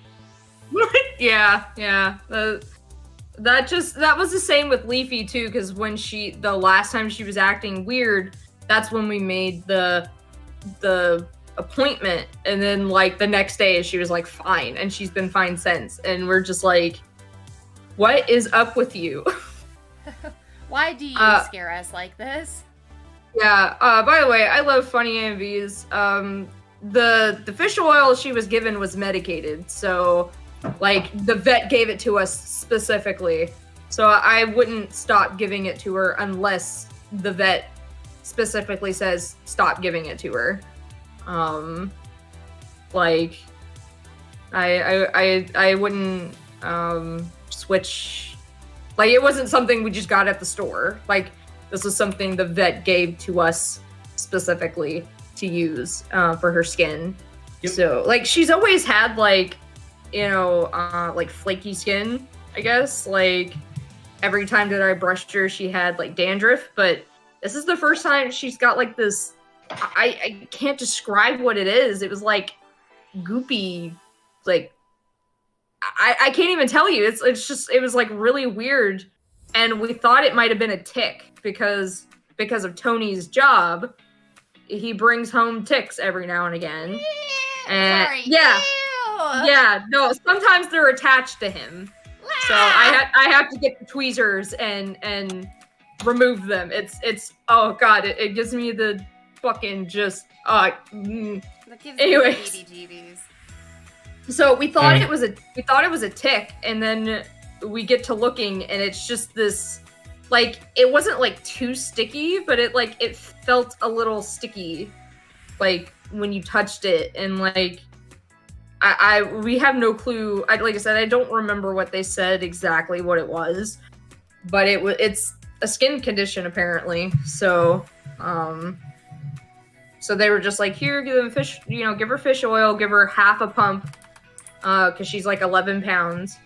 So give her half a pump and mixed with her food every day, and it should clear up her skin and stuff like that. So I mean, but yeah, I wouldn't change it. I wouldn't change unless the vet specifically is like, yeah, no, this is fine. You can, you know, you can change I'm gonna it. take off, guys.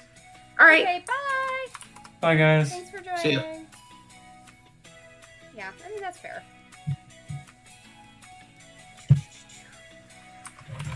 Oh, I don't even want to touch the other things. Oh my Other thing, god. The lamp, the the picture picture. frame, the chair, his button, and the badge. I just don't even want to touch it. I don't even Just wanna leave touch it Oh, and blank. his shoes. His shoes. Yeah, it's done. This is it. It's a new take on art. Very modern. It's the new Mickey style. New style. I said I was revamping. It's called unfinished. It's called I can't be fucking bothered anymore. Well, like, it seems like the only thing left is the chair and lamp, right? No, the Picture- badge. Yeah.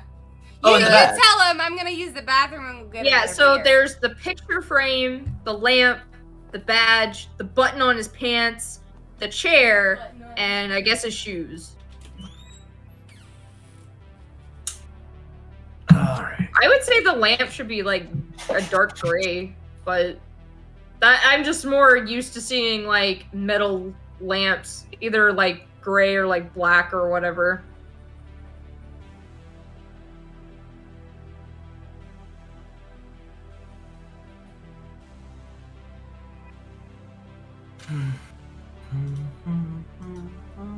Hey Tony.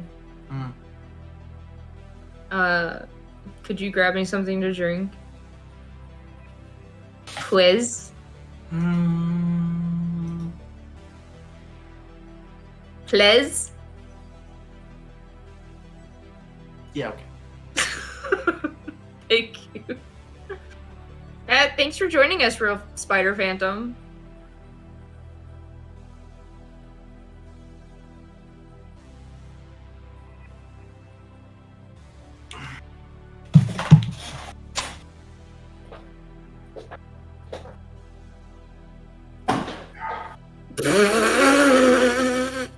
God, I hope she didn't mute the stream.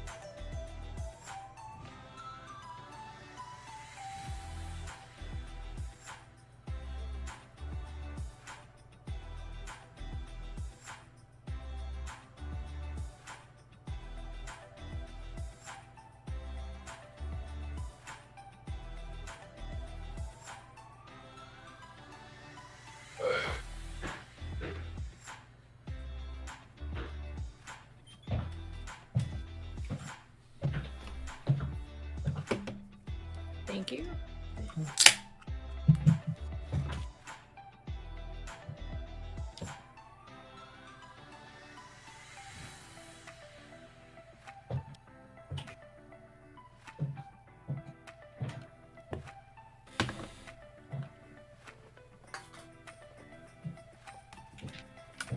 Ah, I have returned. She has returned.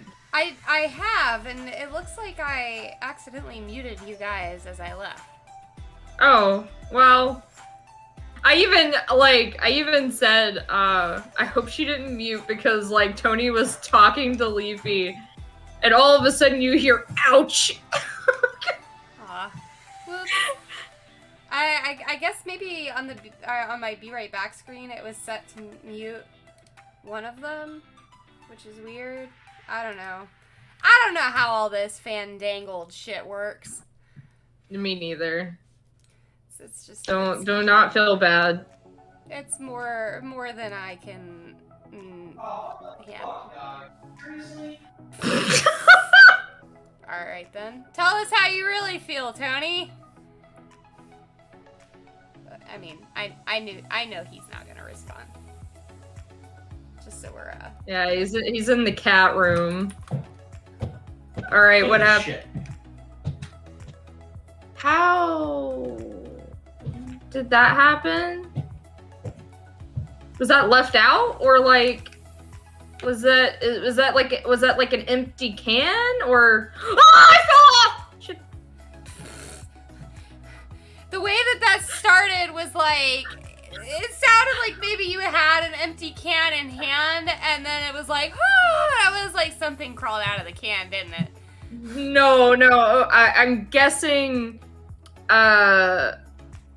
I'm guessing because we just got an order of like a shipment of the cat's wet food in today, and I'm guessing what happened was one of the cans got busted during shipment.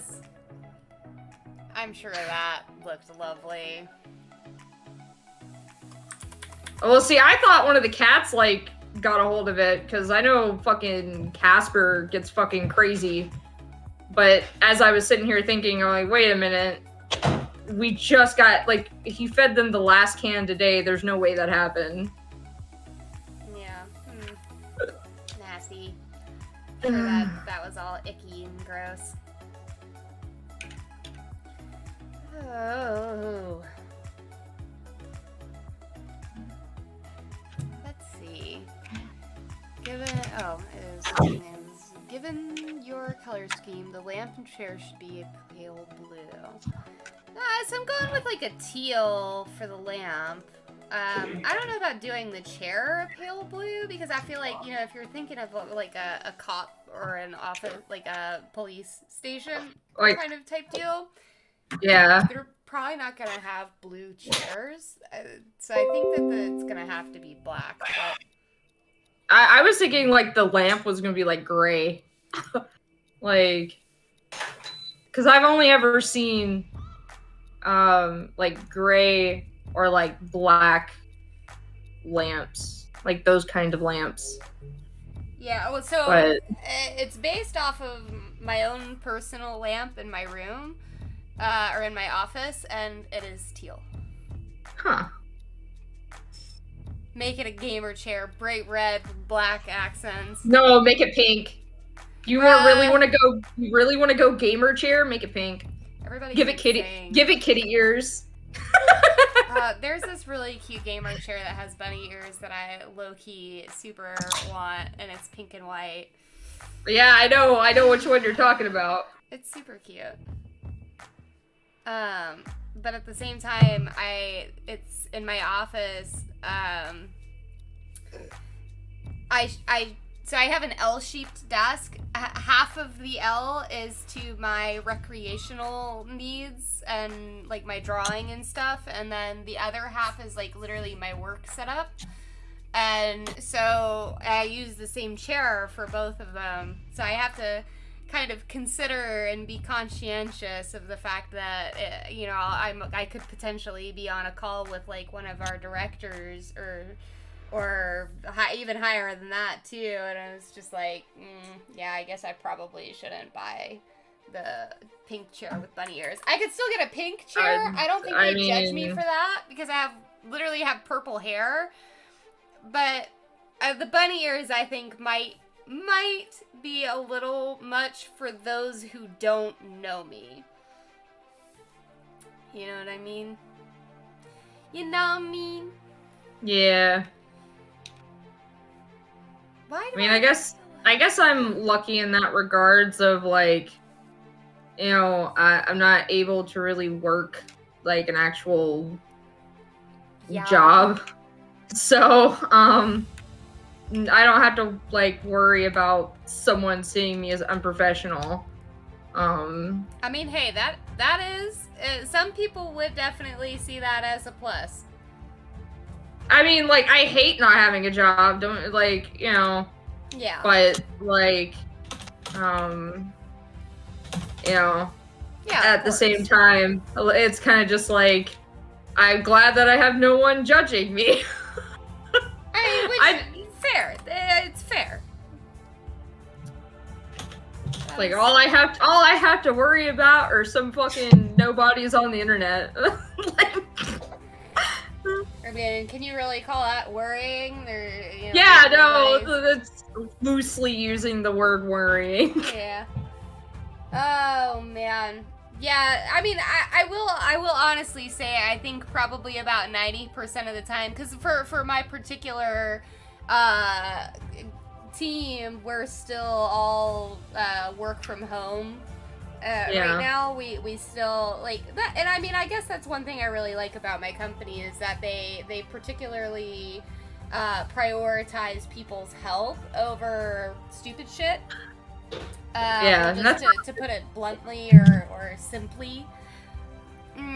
So we're all still work from home as non-essential workers. Like, we don't need to come into the office or anything like that. And I'm not gonna lie to you, I would say about 90% of the time I am working in my pajamas. And like, I've literally told my boss before,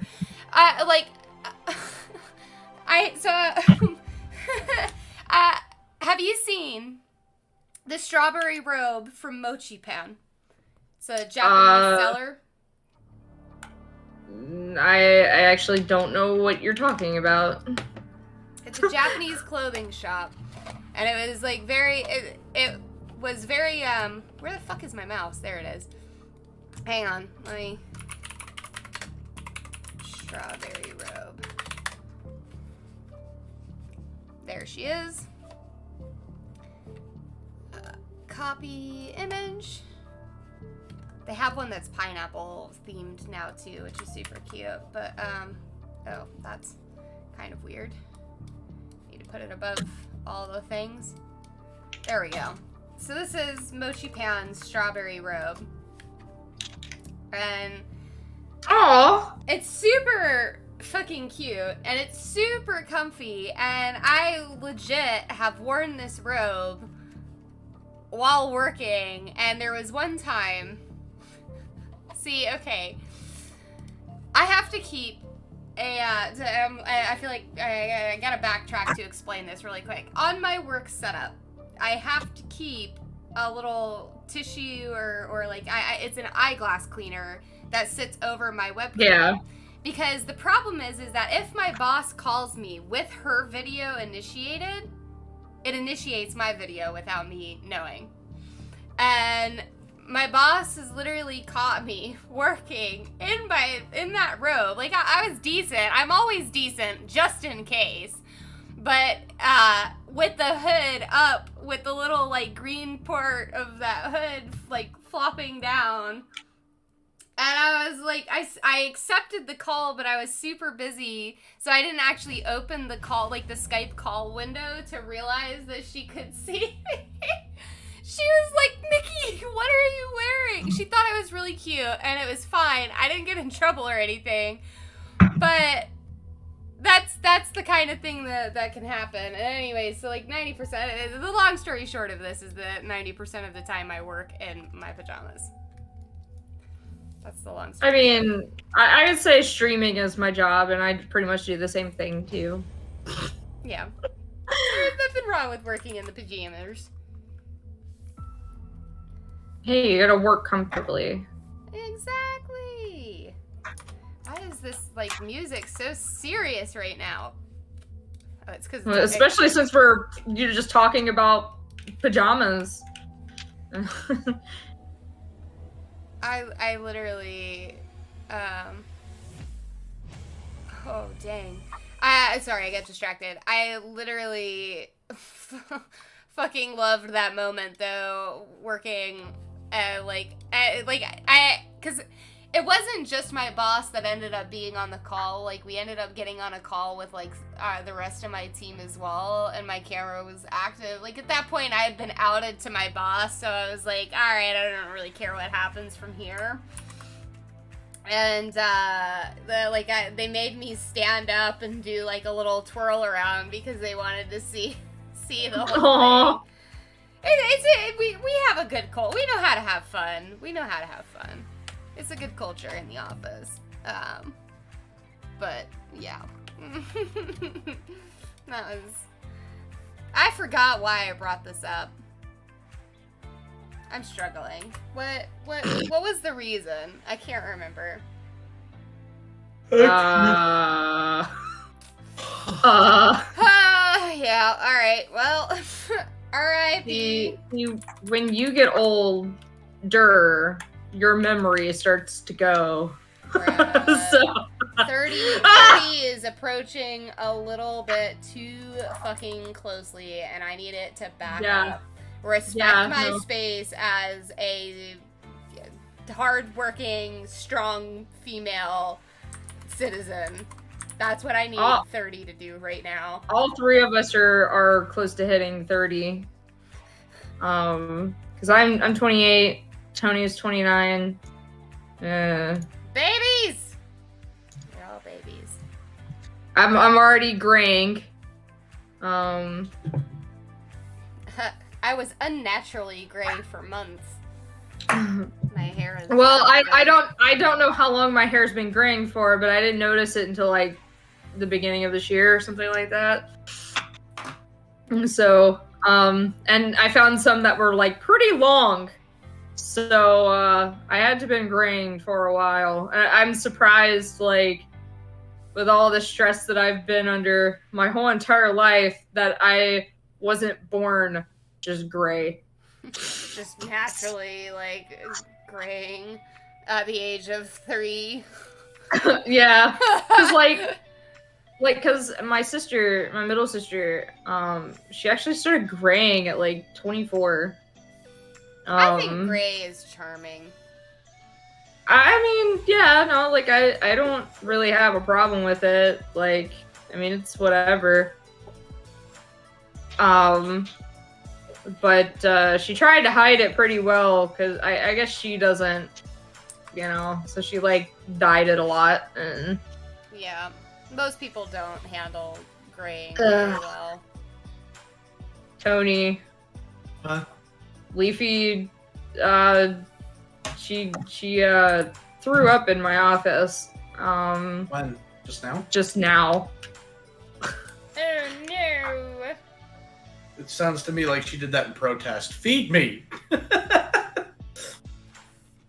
Well, I can't do that while I'm in the middle of a raid. You know. I mean, you absolutely can. They just probably won't survive. Not sure they'd appreciate the participation. It's like, all right, guys, gotta feed my cats. You got this. Be back in a few minutes. Like, Don't die! like right before the tank buster hits. Yeah, I'm your healer and all, but you know, hey. You guys got this. Yeah, you got it. You got it. Well, I just hope she didn't throw up on anything. Yeah, there's truth be told, like I read it was like a review or a meme or I don't even know what it was. It was something along those lines. I read something about it a long time ago, and it was basically a post that said, nothing wakes you up more in the middle of the night than the sound of your cat throwing up. Forget the demons, forget the intruders, cat throw up. That's the thing. That's the wake up immediately in the middle of the night. Well, I mean, they have their own rooms, so you know, we don't get woken up by that. They just, if they throw up, and then we find it in the morning, and it's like, okay, you know, it's a good thing we have nothing but hardwood floors, so you know, it just makes cleaning up easier. That is definitely nice, because yeah, we have carpet, and so with any time that any of our kitties do the vomit dance, we have to like immediately drop everything, stop, clean the carpet, pick it up. It's not fun. You know what I mean? It's not fun. Hey, there's times where it's just like, oh, since we have hardwood, I'll just like put a paper towel over it and then, finish whatever I was doing, and then come in with like the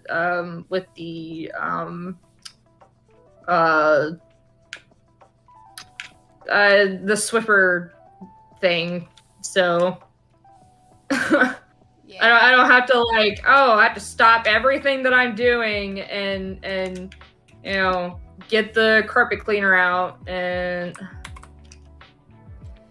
Yeah, unfortunately for Devin in this situation, and it sucks and I do feel bad for him, but I can't actually myself clean up that or the litter box. So the litter box I used to be able to do no problems, and that was fine. I found ways and things of which I could do to handle it. However, the actual problem stems in the litter box because I am apparently now somewhat allergic to our cats. Yay! Oh. Yeah, that's great. So yeah, that sucks, but the litter box triggers my allergies super bad, and so I can't really do much of anything about it. So Devin has to clean the litter box, bless his heart. But I mean, most of the time I was the one that cleaned the litter box. Like exclusively, it was just me. So what you're telling me is that you're allergic to shit. Piss and shit. piss and shit.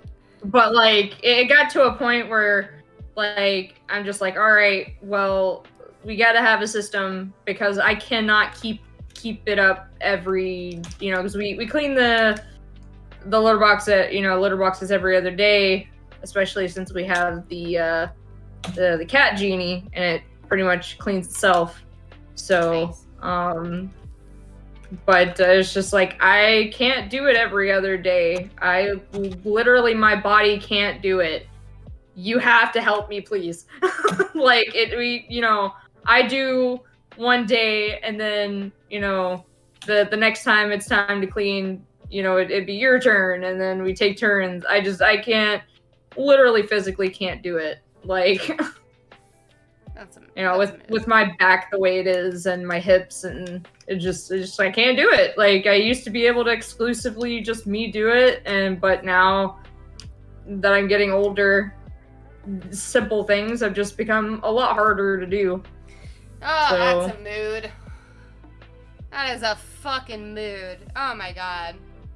I can't even begin to say that I have as bad in comparison, but man, am I feeling that shit in my back and my knees. Like these days it's just I don't move the same as I used to. Yeah. And I realize that very, very heavily. And Like, it is sad, but I actually just started seeing a new chiropractor because my last one was a piece of fucking shit, and I've talked about him on my streams. the T-sip was perfectly timed. Sorry. That was Too unintentional. well placed. That was unintentional. It was too well placed for my ADHD brain to not be like, Bruh. okay, please continue. My V. So yeah, my old chiropractor was a piece of shit. He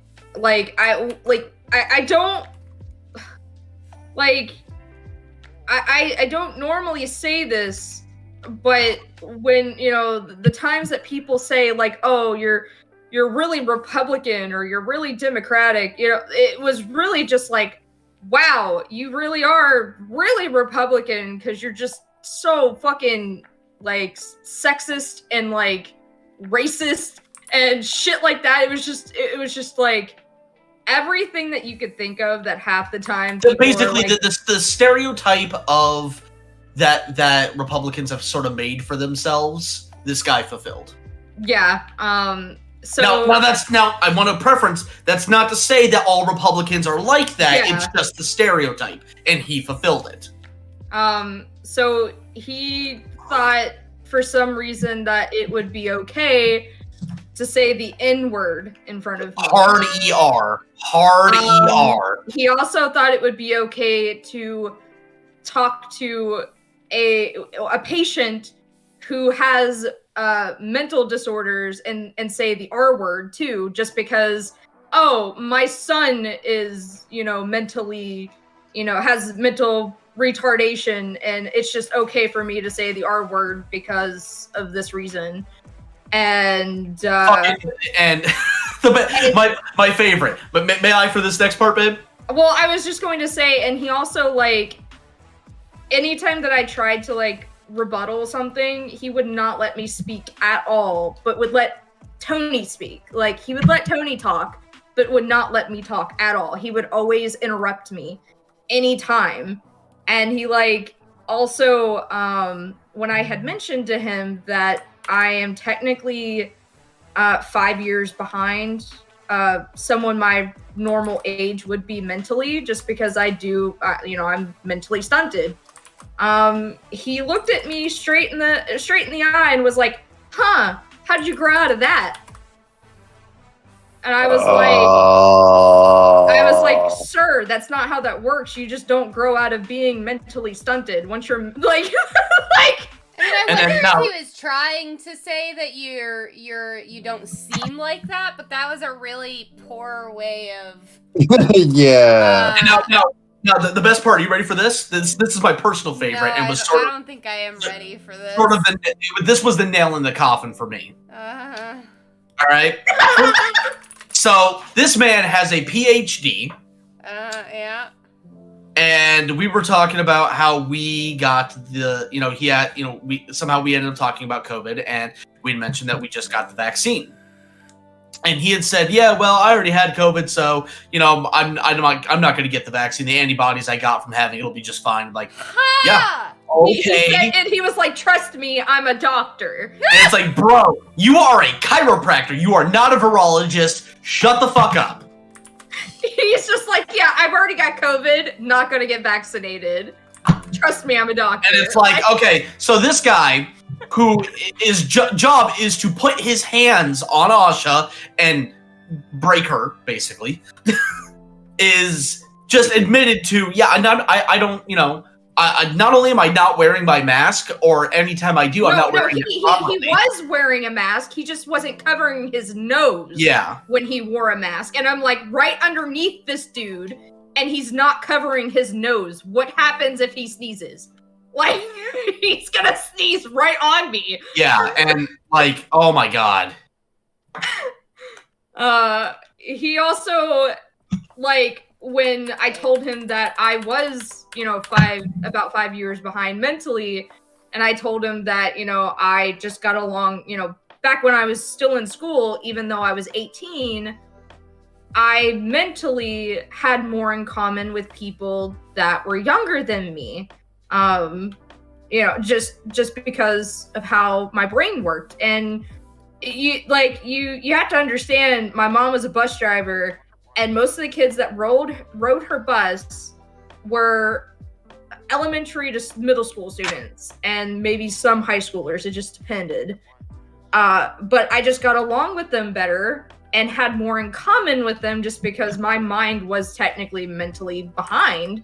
And he was like, he made it sound like a pedophilic thing. What? Like, he was like, "So when you were 18, you were hanging around a bunch of 13 to 14-year-olds. And I'm just like, sometimes I was like, yeah, I was, like, because I rode my mom's bus, and,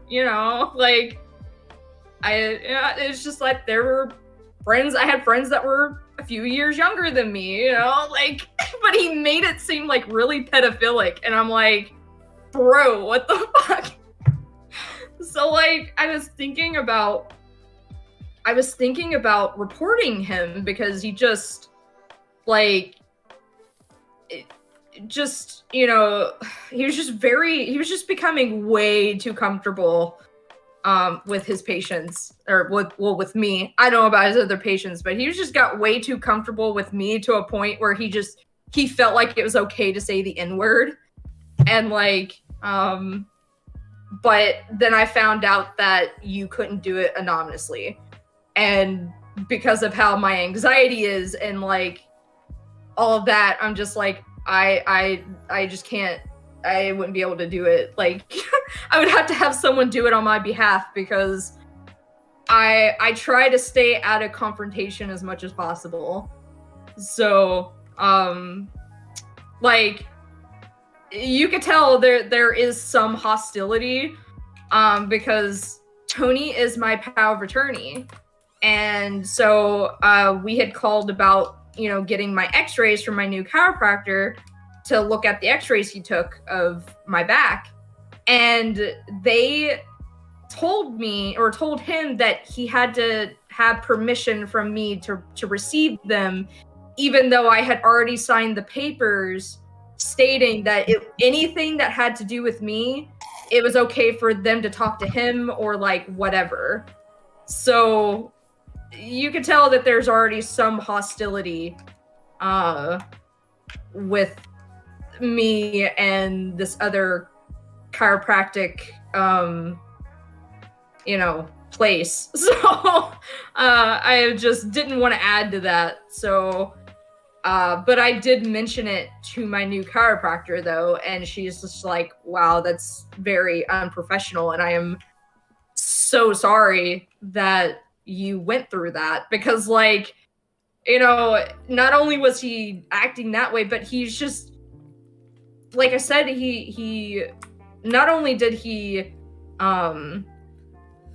like make me uncomfortable, but he belittled me and was continuing to belittle me by not letting me talk at all, and would interrupt me anytime that I was trying to defend myself, or like, you know what I mean? Mm-hmm. So it was just like, it was obviously a sexist thing.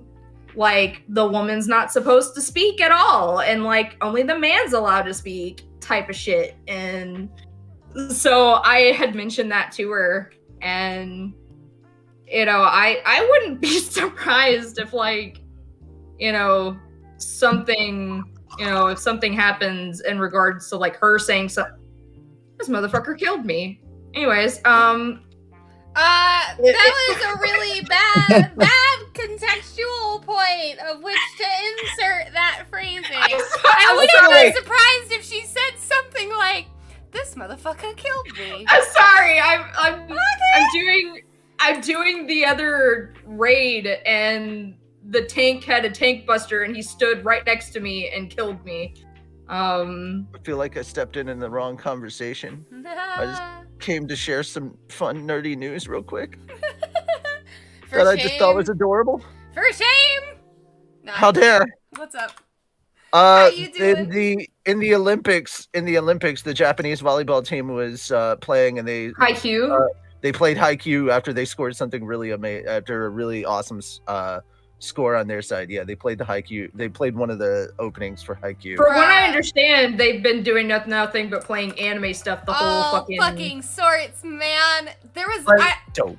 I don't know who it was, but there was a guy, and he is my hero. I don't know what team he played on or what he did, but he did second gear from One Piece pose after winning the gold medal, and I was here for it.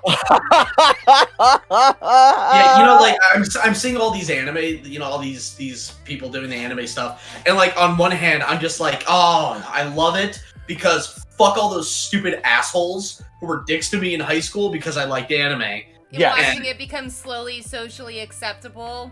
But then at the same time, though, watching it become mainstream. Yeah, but at the same time, though, like I'm also like the more angry, cynical side of me is like, I guarantee these assholes who made my life hell because of what I liked in school are now like super into anime and like 100%,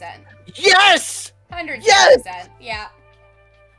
Like and I'm just preach, like, preach, brother, preach. Like, fuck them. It's a fucking travesty. And it's That is true. it's like, all right, you know what? Fine. You want to watch anime and you want to enjoy anime? That is okay. I will let you. But first, I gotta kick you.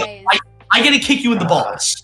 I was one of only 3 people that in my high school that knew what Sailor Moon was. I'm proud of you for knowing it, though. Oh, yeah. Like, Yeah. dude, like I lost a quote unquote friend. Like Because you liked anime. because I liked anime, and that's what I liked to talk about, specifically Yu-Gi-Oh. Just going back to the Olympics Not real really quick. anime. When it comes to track and field and like Yu-Gi-Oh's any kind of, anime. like, What are you talking about? when it comes to track and field, if they have not played the initial D theme song, I am going to be disappointed.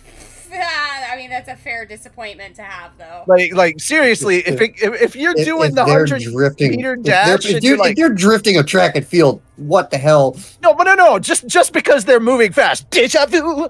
Like, come on, man. I mean, The the thing other is, side of hold that, on. if It's- Japan hold can on. get away with it, is supersonic racing. If you Hold up now, because any it's kind of Sonic the Hedgehog. it's the Tokyo Olympics, right? They should Yes. just play the Tokyo Drift song. No, you could not get more American than that. Right? You're gonna play the best song for the Fast and the Furious franchise that happens to be in the worst movie in the Fast and the Furious franchise. Funnily enough, that's actually the first movie of Which theirs I saw. secretly I don't actually hate. I think it's okay. Oh yeah, no, dude, I like Tokyo Drift. It was the first one I ever saw. It's the Well, fact- what's really funny is Tokyo Drift. There's a funny story behind Vin Diesel's appearance in Tokyo Oh Drift. yeah, no, it's the. He fucking literally Chronicle got of the rights. He got Chronicle all of the Riddick, rights yep. to the Riddick franchise Yep. because of that. That was his thing. And I was like, Yep. all right, you do you. But no, actually, I actually, I think Riddick is better than Fast and the Furious. I actually own the DVD of Tokyo Drift. Yeah, like straight up. We're not Do it. watching it. I love that we're not watching it. I'm like, I oh, do okay. not like the Fast and the Furious fucking franchise. So fucking stupid. I'm like, But Dude, it's all no, about, like, but it's all about family. Chief. I was Dude, about to fucking say, one of you assholes makes this shit. No, but of like course straight, it would be Ricky. like straight up though. My favorite line from that is like, "You're like the Justin Timberlake of Japan, right?" I love that line. I love that line. It's so stupid. Fast and Furious is such a stupid fucking franchise, and I cannot fucking believe it has this many movies now. The best part, if you don't like the Fast Furious franchise, you'll love Tokyo Drift. Yeah, straight up. No, shut up. Shut the fuck up. Oh But, my, Cowboy no Morika. But, I like the song. It's funny, but fuck you. Get off the damn mount. Why do you have to do that to me? Why do you have to flaunt the fact that you were able to get Fenrir? I love Hold on, who are you talking to? You! Me? What did I do? You have the Fenrir mount, and you know how much I want that fucking mount and how long I've been trying to get it. Oh And shit, here you are sitting in front of her. God I'm sorry, I forgot I was on it. Dude, you're idle. He's been idle for so long. I forgot. I'm sorry. Fuck you. We segued into Final Fantasy very suddenly, so I don't blame you for being lost. I'm just saying, ladies and She's gentlemen, been trying to get that mount for over 3 years, and Anthony got it. throw everybody off.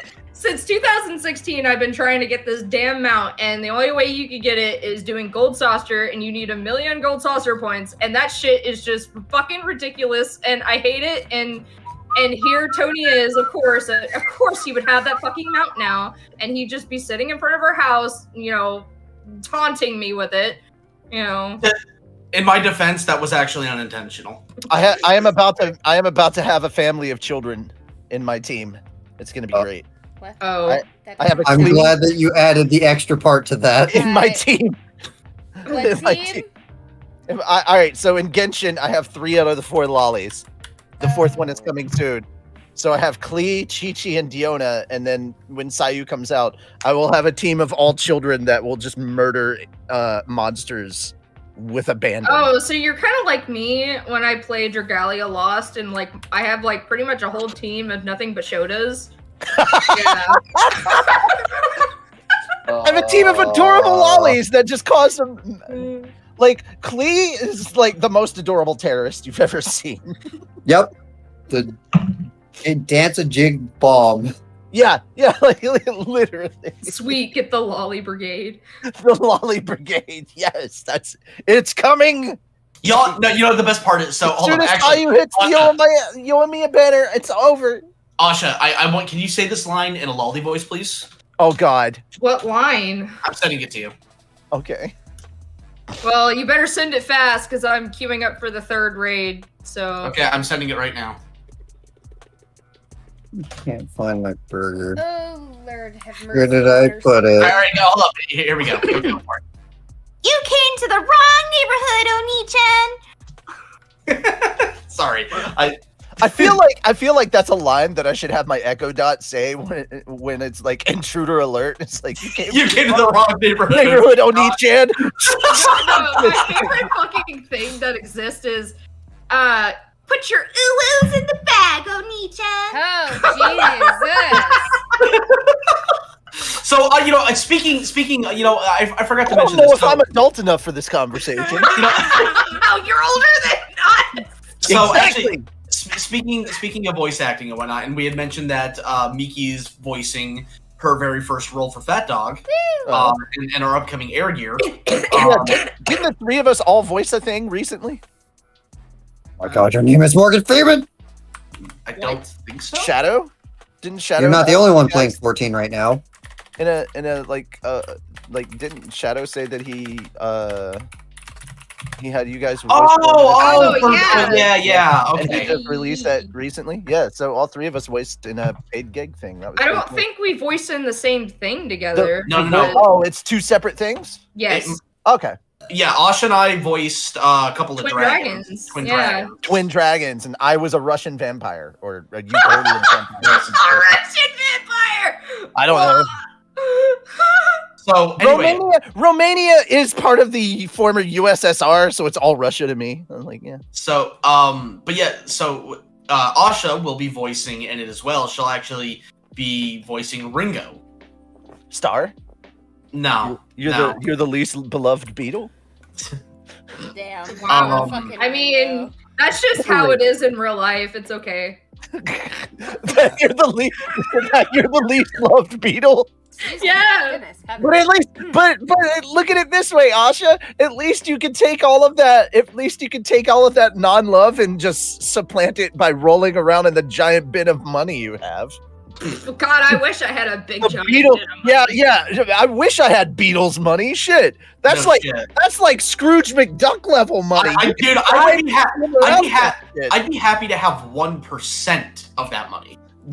Yeah, But we can so sell Fat Dog for a decade. But like, it's- see, I originally voiced in Air Gear. Yeah, she the voiced Air Gear Emily. Bridge. She Yeah, voiced it was Emily. Emily. And my one and only line was, "Did you just say America? That's so dumb, and I hate it. I hate that. That's no, like." you had Oh, I one of thought the line. I thought the full line was, "Did you just say America? That's so dumb. I hate it." I thought No, I just hate that was my first introduction to doing voice Yeah, work and then- ever. Then her other line was Onigiri got dumped by his slutty girlfriend. I mean, to be fair, my first introduction into trying to do any kind of voice work in an abridged, in the abridging scene industry, whatever the fuck you want to call it, was literally Gundam Wing Abridged, and that was a travesty. Well, I mean, I would have to see how much of a travesty this was. I'm So- really shocked right now how well this badge just came out. It looks great. Fucking busted that shit out. So, Asha went from voicing Emily to voicing Ringo, so from a minor character to a main supporting character. And the girl that we originally had voicing Ringo, we actually ended up casting her as Ume instead. And I voiced Ume in the original. Just, yeah. That's right. See, Yeah. Dolls are from Ringo. space. You keep saying Ringo, and I keep thinking of stupid funny. Man, things to our say. old like you remind us of our old jokes, and the old jokes are just like, what the hell were we on? Seriously, fucking Ume was a small child, 10 years old, who like her whole thing was like, Ume is my dolls are from space. Destiny. Her dolls are from space. And like that's not even like a Portal 2 joke. I mean, they're technically from space, so Yeah, they're technically aliens. The giant screaming space thing from Portal 2, that wasn't a thing yet, or we didn't know about it. That was not a Portal 2 joke. From space. But It I mean, was just space because it's funny. But yeah, it was. I like how her dolls are from space, and here she is making the Gorgons. Like, okay, so her mythos dolls are from space. Got it. Yep, and then fucking the alien overlords controlled time. Oh man, okay. Like we were like again, fucking like straight up. We didn't have a real story to tell. Like we used the footage as a vehicle to tell jokes and not a story. And so we just like there was no rhyme or reason to like how we did things. Like straight up, episode 2 just literally gets erased. Yeah, because everyone died. Everyone dies in episode 2 except Ume, and she's like, well, shit. All right, alien overlords, do your thing. And they reverse time, and the episode starts over from the beginning. I mean, that's an interesting plot device. That never comes up again, is not explained, it is not plot critical to anything. Yep, it was just like... We wanted a Homer Simpson. We wanted the Homer Simpson the thing. She's just trying to give us a compliment where we were like, fuck your compliment. Like, Pretty much. it was bad. It was I appreciate the sentiment, Miki. I do, but the writing was shit. Nah, fuck you guys. It's fine. You know what? I'm not even a part of this conversation. Thank you. Hey, Miki, the next time you look at all of your really old artwork, I want you to be okay with it. I am. I have come to terms with that a long time You- ago. you- That there is a stage of progression that is required for any kind of art. You want me to get philosophical and serious on this shit? I do look at my old art, and I look at this old art, and I go to myself, "Woo! What an idea I had back then." Miki, I'm about to join that club because this Friday I start using Blender, and I know it's gonna be trash. Bruh, but the thing is that everything great starts from a small place. Yeah.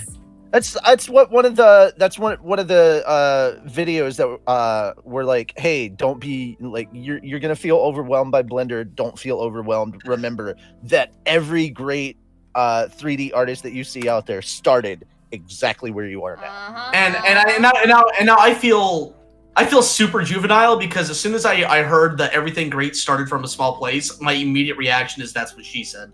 Penis. Pui pui. Said like somebody with small PP energy. Yeah. But I mean, yeah, like if you're wanting to be like very serious in terms of a response to the compliment of like I want you to be okay with all of your old art, I am, because realistically, if I didn't make that old art, I wouldn't be here today doing what I'm doing. Look, it was a shitty ladder, but I climbed it. It was. And to truth be told, there is actually something that my old work has that my new work does not, and that is the level of fucking creativity of an 8-year-old. Never underestimate the creativity of a fucking child. I mean, I know that. Looking at the screen, just look in the bottom left-hand corner at my literal fucking mascot. She is a cat girl with a halo, one white and one black wing and 2 tails. And I assure you, there is a story behind every single piece of that. From stick figures to skeletons. I mean, like, my OC is literally just literally just how all my OCs are. Let's make it like a wolf-human hybrid. It's Nah, literally man. just the same fucking shit over and over again. No originality at all. Nah, man. Okay. Wow, you- is this the opposite of a therapy session happening right now? If you It's like look- inverse therapy. I shit you not. If you look at my character, you would think to yourself, oh, you know, halo, wings, tails, that's all very generic in nature. But if you hear I the don't. story behind it, you gotta understand, all right? First and foremost, Mac was based off of me when I was 12 years old, but my imagined self in high school with a fake sister. The fake sister's name was, I think, Simone. And I'm about, you guys are, oh, here we go. I mean, MikDoodling lore for all of you out there who want to, like, be a fan. You a hardcore fan, you gotta know the MikDoodle lore. So, she was a normal girl in high school, driving on her, I don't know why I remember this so vividly. Please do not judge me, but I gotta justify myself before I even start. Jesus Christ.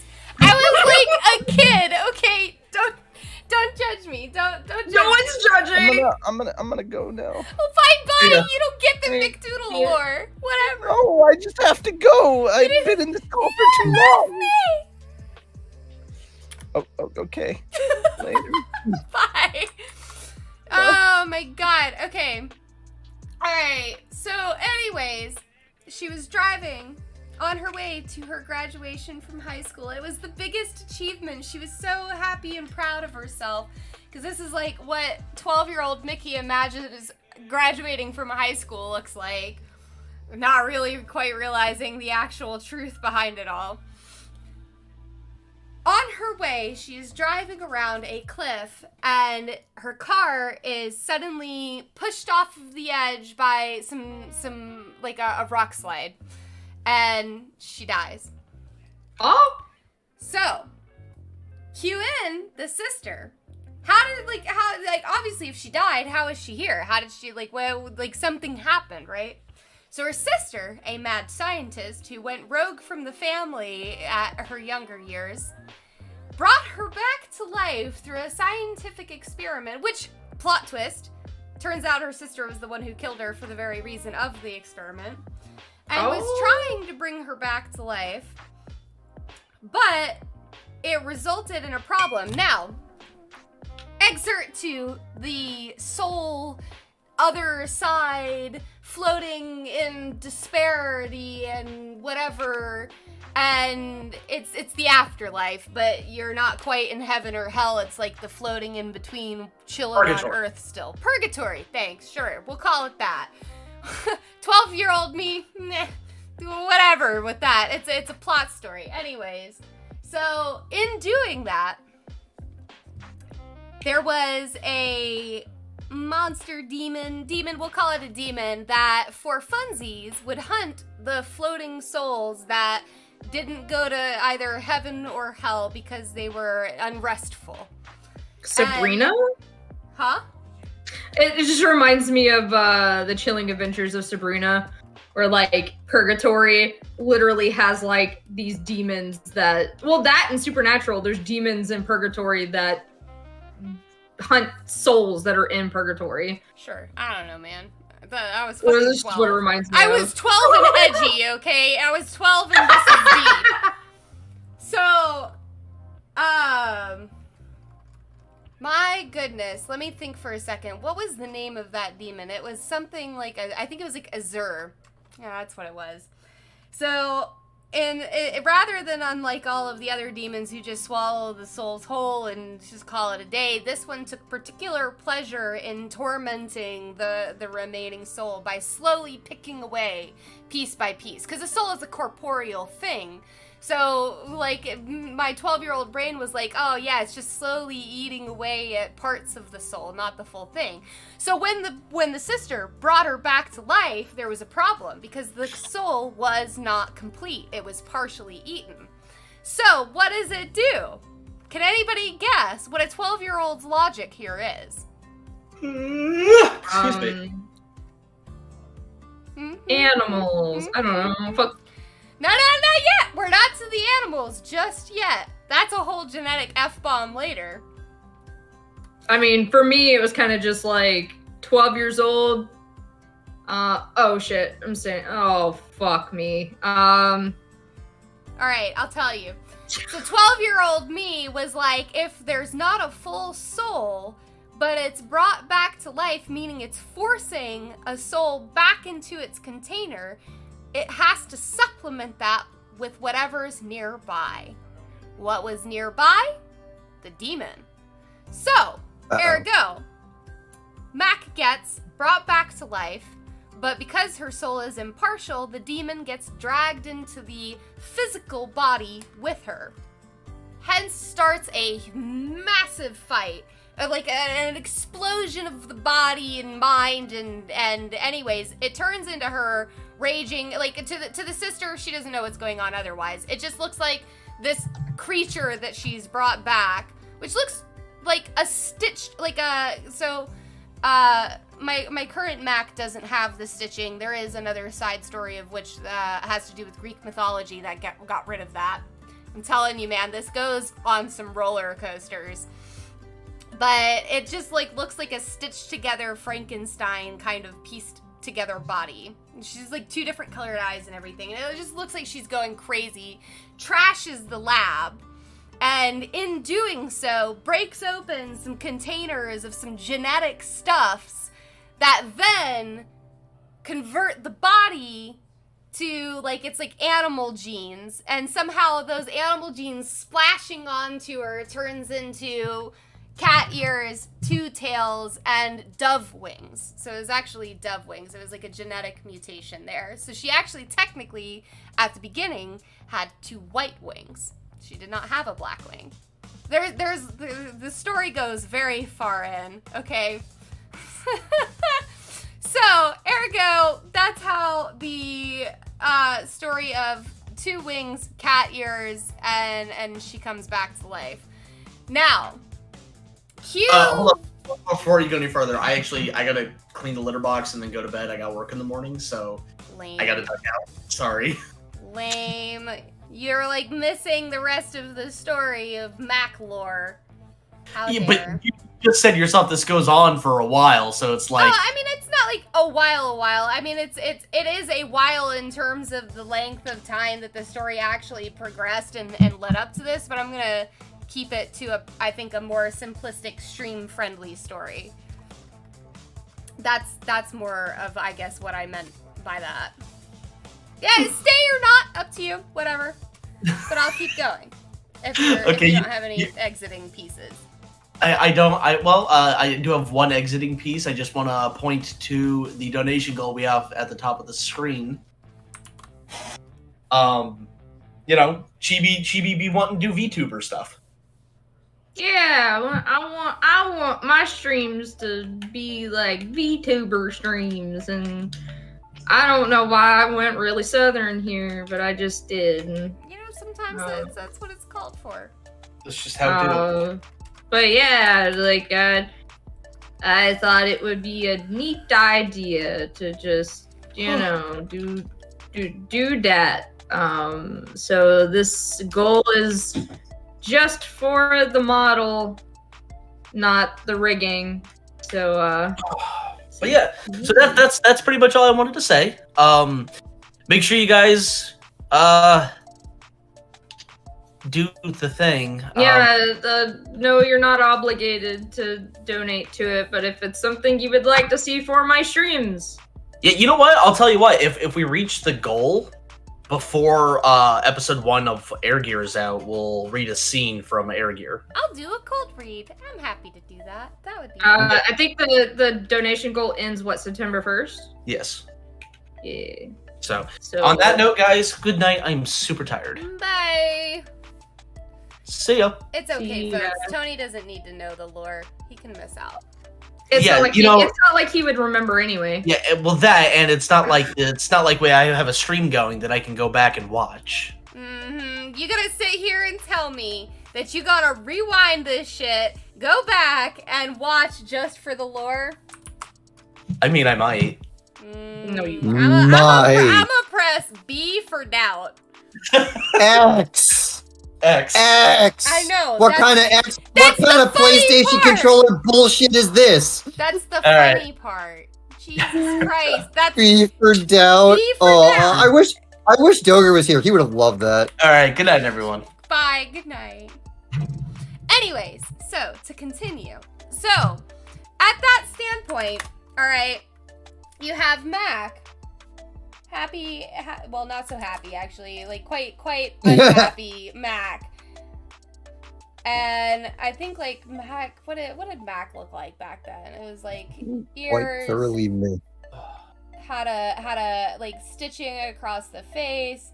It's very unhappy, and she drank a lot, like a lot. Like alcoholism was intense. She was sad. I think Mac had short hair originally. God, I'm like having a hard time remembering because it's been a while. So, oh, you know what? I know exactly what I can do. I'm pretty sure I can find a Facebook.com. We're about to go back in time. Anyways, so that all happens and whatever, and that's the state of which that Max sits in for some time.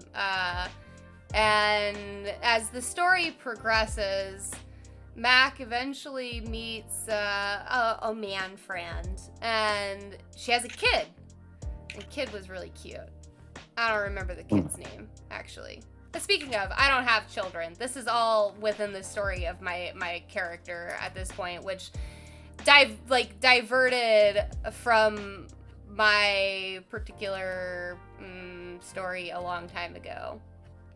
Where did I post this picture? I'm trying to remember. Okay, so as I keep looking for that, after meeting the man friend, they're like together stuff, and whatever, and then some things or some stuff of another happens, and the man thing's brother is a piece of shit. And it's like, I think the biggest like drawing point of that, and he kills her again. What the Oh, It's for okay. plot development. So she dies again, which is like all Which is incredibly inconvenient. incredibly inconvenient because Man Thing was like super in love, and they had a child, and it's like the love of his life, and his brother just killed her, and you know that's like really unfortunate and inconvenient. Why are these pictures not loading? Come on. And so back once again in the corporeal world, Mac is just like, well, shit. QN Greek mythology. I don't even know. Don't even ask me. Wait a minute. Yeah. I don't even really know where all of that came in. I don't know the whys behind that. I can't really remember. But Artemis takes a liking to Mac, who is literally at this point just a chaotic fucking soul. Pessimistic, angry, spiteful. I mean, I would be too if like I died twice and bruh, she's just And our missing pieces. she's just fucking done with it, right? She's over this shit, okay? And so there we go. Enters Artemis. Artemis is like, I've taken a liking to you, so here's what we're gonna do. If you accept, I will bring you back to life on the condition that you, it was like to collect something for Artemis in the real world. I can't remember off the top of my head what it was, but it was like, you're basically my underling, you know, my arms and hands to go and bring me what it is that I need. And Mac was like, fuck it, done, I get to live again. So Mac comes back to life, unbeknownst to Man Thing, and no more scars, No more, like, missing pieces or anything. Well, technically she never had missing pieces. They were all just scars, and sometimes she'd lose an arm, but she'd just sew it back on. It's fine. And, she has And a the halo normal stuff. now. So that's where the halo comes from, because she came back to life a second time, but instead this time, rather than being brought back by science, she was brought back by a god, or a goddess, more specifically. So, ergo, now we have Mac with one halo, cat ears, 2 cattails, and the white dove wings. Well, fast forward for a while later, eventually somehow she breaks out of the Artemis contract. I think she, like, killed her or something. I don't know. And the bottom line is she wasn't, like, tied down to that anymore, and so she went back to Man-Thing, who figured out that she was still alive, and it was very dramatic. And they're together, and they're happy again. They have their little... Trinity was the kid's name. It just came back to me. Trinity was the little cute baby. And they have their daughter, and they're super happy, you know, whatever. Ergo, cue back in, Man-Thing's brother, total dick waffle. Tries to kill her again, fails, but rips out one of her wings. So, Man-Thing then does some weird ritual of dark satanic whatever, and brings back the, like, or like regrows the wing, but because it was through, like, satanic means, it grows back black. Hence, we have one white wing and one black wing. And yes, I was, so this story, so to give you context, I used to roleplay a lot. Yeah. I was a novella, and in terms of, if you're questioning what a novella means, sometimes there are people who, for their RP, they'll be like, oh, I closed out that new window. Hang on. Sometimes they'll be like, holds hand. And that's how they RP. Looks at each other. And that's what it is. Yeah. Right? I know that all too well. And that's, like, the basic of base that you can get when it comes to roleplay. A novella instead would be like, Mac, reach out.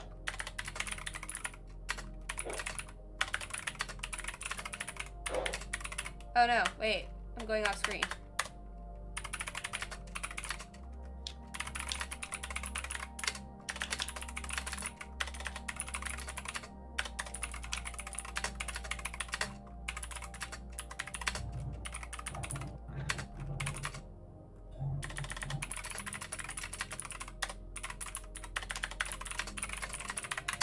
So shit like that. But the difference is this would go on for paragraphs. Yeah. And I mean like I gathered that. I mean like proper paragraphs. Like I think the most that I had gotten up to at one point in time was like 2.5 pages worth in a Word doc at like pixel size, they're like text size of 12 in Time News Roman. So, this is what it means to be a novella. Anyways,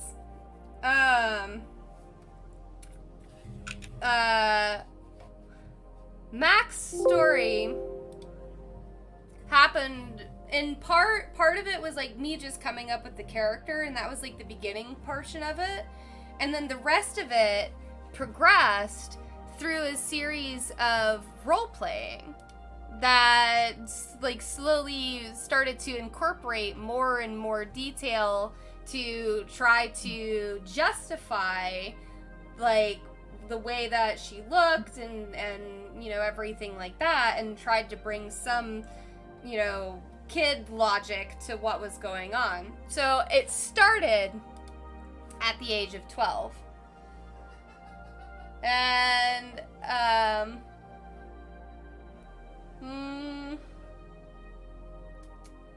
let me think. I think that it was right probably at the point of the introduction of the man thing. That role The playing. man. I just like how you say man thing. Well, even funnier than that, his name was literally Rod. Rod. So it equivalates to man thing. Oh god. Okay, I'm dead. I'm sorry. And Rod was actually a furry. He wasn't a furry. He was an anthropomorphic character. Anthropomorphic? Yeah. And that's where it started to kick in with like the role playing story or what have you. Anyways, so I think that Mac kind of existed up until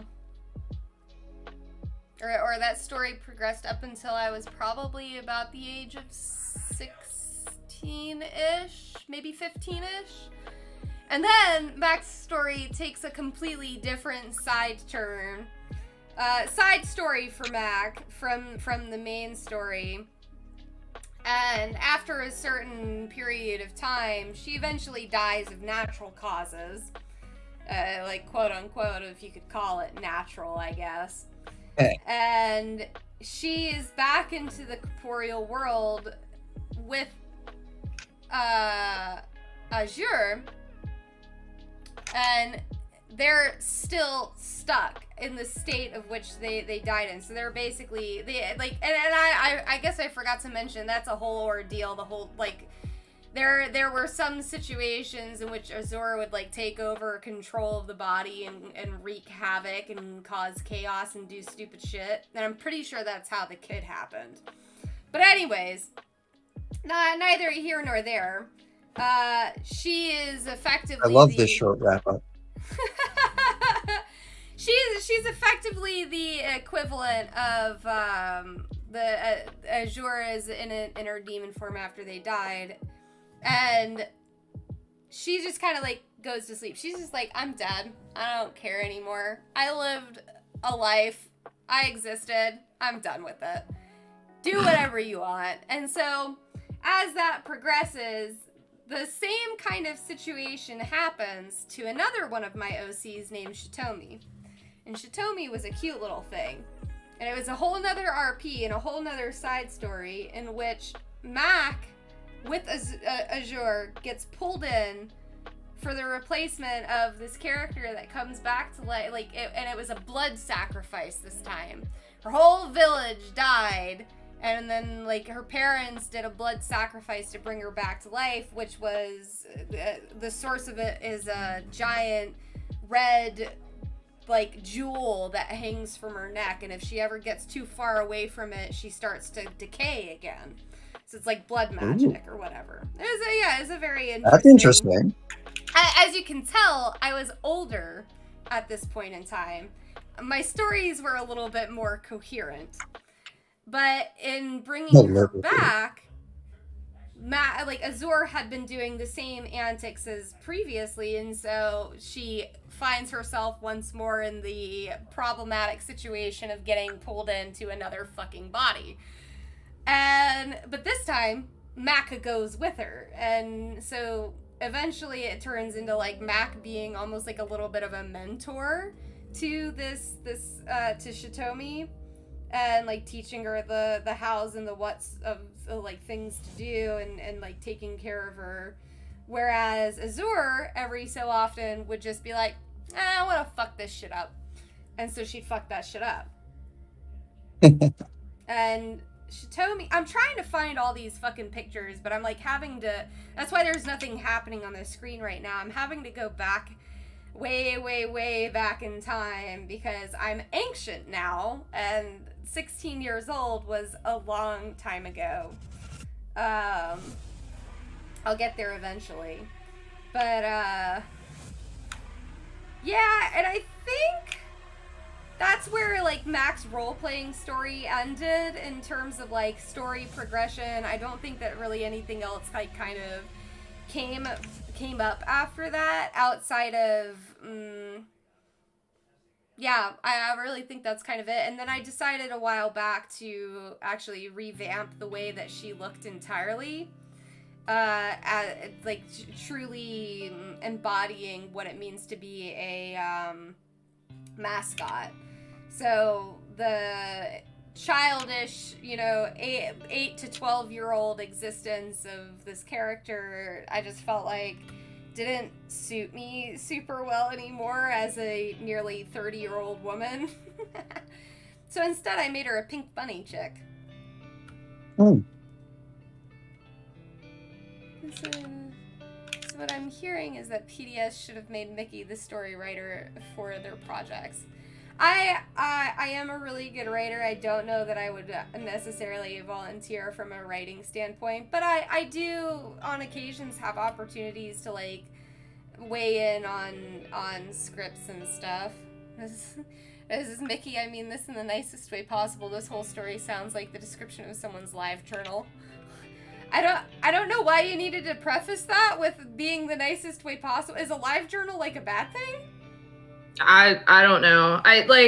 For me, my OCs were literally just like they always ended up in some way, shape, or form always being somewhat the same. because I am not creative at all. I have You write what you know. I have no creative bone in my fucking body. So I don't know. I had I don't remember how many fucking OCs was just like, oh, the fucking, was the spawn of Satan, or oh, I had an OC literally based on Inuyasha in a way, not like the same exact story, but just oh, mom was a human, or no, mom was a demon, dad was a human, and there you go. It's really no creativity at all. I'm surprised people even wanted to roleplay with me to begin with. How could you find this character interesting? And it went even more downhill as I got older. So I'm fuck, I'm not a fucking writer. I'm at all. I don't know what I'm doing. I just want to have fun. That's a fucking mood. Then I got into the Lion King roleplay shit. And that's a whole fucking other shit in its own fucking self. Bruh, have you ever been in the Sonic community though? The Sonic. Oh no! I actually roleplayed as Tails once, so Bruh. kind of, yeah. So I had she was like a Tails character. Her name was Nightmare. She was black furred, long black hair, and wore a fuchsia dress. It's spaghetti strap dress. She was a badass. Original character, do not steal. Yeah. That started from that community specifically. Yeah. Oh man. Nothing personnel, kid. Yeah, no, I roleplayed as Tails back when roleplaying on MySpace was fucking cool. And oh man, I never roleplayed on MySpace. I found the dark web shit. Well, MySpace was the first place that I started roleplaying on. Cause before that it was literally roleplaying and it was more so I guess LARPing, but not really. In a sense it wasn't, but at the same time it was. It's weird to explain, but me and my friends were really into dot hack, and so we would pretend to be dot hack characters, and so we literally found sticks and shit to be because I would be Black Rose, so I found this long ass fucking stick for her fucking I would say if I had to put it in Final Fantasy terms, she would be the Dark Knight. So okay, yeah. So she had the big fucking swords and shit, and then Kite was the twin blader. He would be the Nin Nin. So we found these two little sticks that were literally perfect. And so at the time the guy that I was dating at that time, he would be Kite, and like, and then we found a fucking stick to be a staff, and so this girl Olivia would be Meryl, and like, or Mistral, she would be Mistral, and like, we would sit there and we would literally like play out fucking scenes from the game. That's how like it's like LARPing, but at the same time not, because it's not like an original thing. It's literally just us reenacting parts of the game as these characters.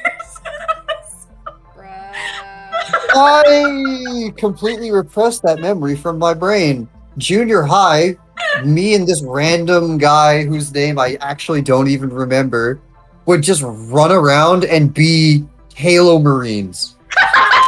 Not Spartan, not Master Chief, not Spartans. We were just guys in the Halo world doing things. I forgot about that. Where the fuck is this artwork? I'm about to show you guys a small blitz of art, and it is some of my OCs, and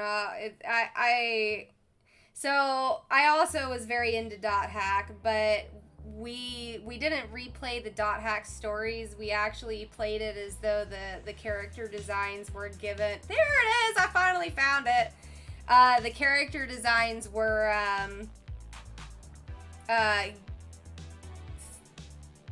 sold, like, not sold, but they were like as part of a way in the future, like, oh, throwback, like, enter for a chance to win the avatar of, like, it's kind of like Legend of the Twilight, the show. They did that. Although I genuinely have to say that this might have actually predated that. So we roleplayed on. I don't know. That's pretty old. Have you ever heard of Furcadia? It sounds familiar.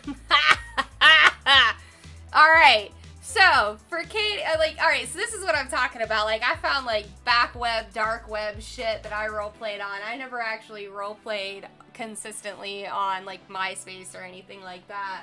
Oh fuck, I did. So the first place was called the Palace, which to get to the Palace, you had to go to a website, find in the sidebar another link to a different area within the page, and then you had to click on a specific icon that was like not presented as a place to go, but it was like I don't even know how I found this. I really don't. And you click on the icon, and then it prompts you to download the Palace, and you can download the Palace, and then it was like a runnable program that was basically chat rooms, but the room had where you could exist within the desktop, like on the desktop screen with like an icon or something like that, and you could change those icons. But one of the other cool things that you could do with it is you could also do sprites. And you could literally do, and so you'd like change the sprites using like the F1, F2, F3, and you could go through the different sprites. But you could also upload an animated sprite to be one key, so you could actually build out this screen to look like an RPG Maker game style setting, and walk your character, like your characters could have like walking animations, fighting animations, like hanging out, like a homebrew GIF system kind of. Literally like a homebrew GIF system, and you could like actually like create these little animated role plays using the sprites. So it was almost like a live action game of some kind that had no script. It was a very interesting program, but I began my whole venture, like all of this started on the Palace. And this was like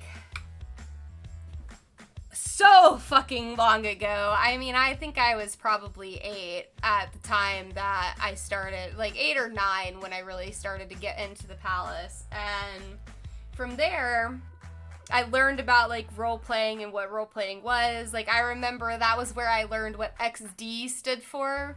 It's like it doesn't actually stand for fucking anything. In case anybody's wondering, XD It's just a is face. it's the Yeah, Latin face. emojis. It's The original emojis. the OG emoji. That's where I learned what that was because people were using that. I was like, what the fuck is this?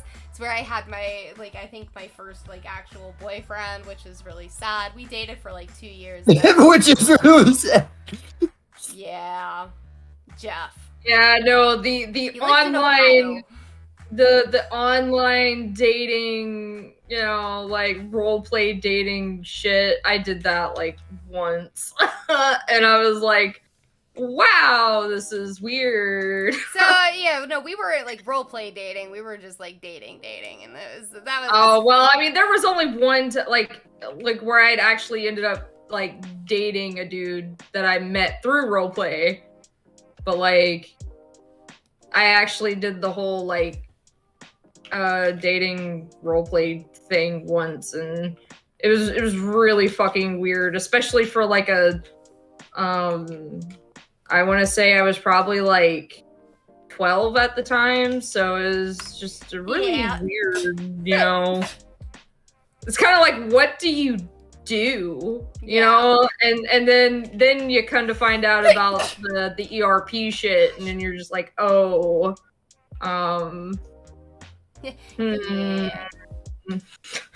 Yeah, no thanks. Yeah, anyways, this was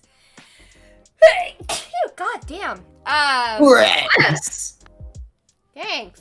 Golly. You know me sneezing. It's like stupid. Anyways, so there we go. That's where it all started, and what, you know, what have you. Like, great, fine, lovey, fine, whatever. The palace eventually led to me exploring alternative options to this, because I you know, I started to understand. I was starting to learn as far as like what, you know, like role playing and the different venues and opportunities you had, and it eventually led me to a place called Furcadia, and it was another program that you could download, but it was specifically a furry role playing app or desktop game or whatever you want to program, whatever you want to call it. But it was very, very specifically for furries. However, and like you'd sign in and you'd walk around it as if it was just like a online RPG maker game, and you could choose the different animal that you wanted to be. You could like be a wolf, a bunny, or like, and they were all anthropomorphic. And they'd have portals. And all over these different locations, they'd have these portals where people could literally go and create a world, almost as if they were creating it through RPG Maker. That's awesome. It was very, very cool, actually. And you know, like, it is a very neat concept. Oops. But one of those worlds was not furry. Instead, it was .hack. Nice. And so, depending on what furry character you picked, would depend on how you would show up and present as an avatar in the game. And mine presented. Yeah, it converted. So like the whole thing's, that's hard. That's not just a simple go do it. Ooh. It was very, very interesting. And the person who made it was actually the Balmung character, funny enough, if you guys are at all familiar with .hack and its original presentation. Yeah. So that was ironic in a sense. But my character, the Muscadine, came through as Subaru. And it was a role-playing opportunity where you could literally walk your different characters to different places that were found within the .hack game. I mean, they literally... And you could, like, type in commands. Kind of like how you would say the commands at the gate in .hack. You could type in the 3 key designated words, and it would take you to another location on the map. That's really fucking cool. Dude, I'm telling you, it was fucking lit. Okay, in terms of role-playing, my .hack years were probably some of the best.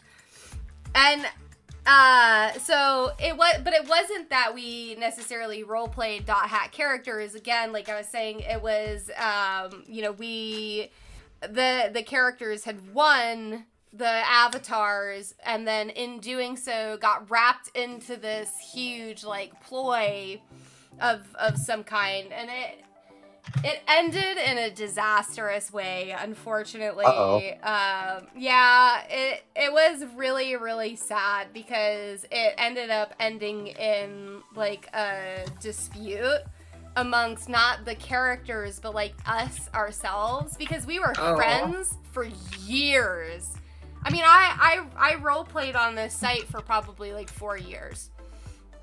And oh no, this is starting to sound like TV Tome Adventures. I mean, it just ended up turning into some drama. I had my first bisexual experience on there, which I ended up realizing very quickly that I'm straight, and that was pretty unfortunate because I feel bad about it. I ended up hurting somebody's feelings because they were very into me, and I loved them, but not in the way that Yeah. you know, would have been. But I've I been wanted, there, done that. I wanted to see, because I did. I cared a lot about them, and I was like very young, and I was like, is this what it means to love? And then I realized it's not, and it was just that I really cared about them as a friend. So that became like super awkward, and you know, it presented a partial issue, and then anyways, it just like it ended up rolling downhill from there. The moderator, who was Balmung, no. Wait, who was it? Wait a minute. Remy. I'll never forget their name because it was like so impactful and weird. Like, I felt like it was the craziest thing going on in my world at the time. Remy was this person who predated me that almost never showed up, and every time they did, it was like they were like a very like foreign presence, even though they'd been around for a really long time, and they were always this very precarious kind of person who then uploaded like a virus of some kind that ended up shutting down. Oh god. The Yeah, because it's a program. Right. Shit. And it, like, they ended up like, yeah, so they ended up submitting a virus to it. And if I, like, maybe my memory is really fuzzy about this because it was so long ago. I was, like, really young. But I feel like I thought they were a good person. And I'm pretty sure I accidentally, in some way, helped them to do it. I don't know. Yeah? Anyways. Well, depending on what it is, it could have been a lot of things. And just, hey, can you click this button? And then, bam, it's dead. I think, if I remember correctly, I'm trying to remember the characters from Twilight Bracelet, the ones that actually were the cause of what was going on. But if they were based off of like if Remy was the character's name and not like them specifically. I don't think that there was a Remy in any of the well, I don't remember, like, because to be fair, like I don't remember because in Twilight Bracelet they introduced some new characters, like Balmung was still a character, you know, whatever, but like they added Oka, which wasn't I remember Oka, yeah. But like they introduced Oka, and then they had like other characters that weren't in the original like dot hack. And so I'm trying to think if that was even a character's name in Twilight, Legend of the Twilight, because that was the chibi version, the one that was very like, why are you trying to have this incestual shit between these two twins just because they're like in a video game, and like, yeah, it's not their bodies, but at the same time it's they're twins. Stop this, Japan, please stop. What is your obsession with this shit? Like, they would always put them in these like very suggestive situations. Like, there's an episode where they're at a hot spring and they're looking for Reina, which is Shugo's twin sister, and she has, you know, Black Rose's skin, and he's got Kite's skin, and they ended up winning, quote unquote, winning these rare skins.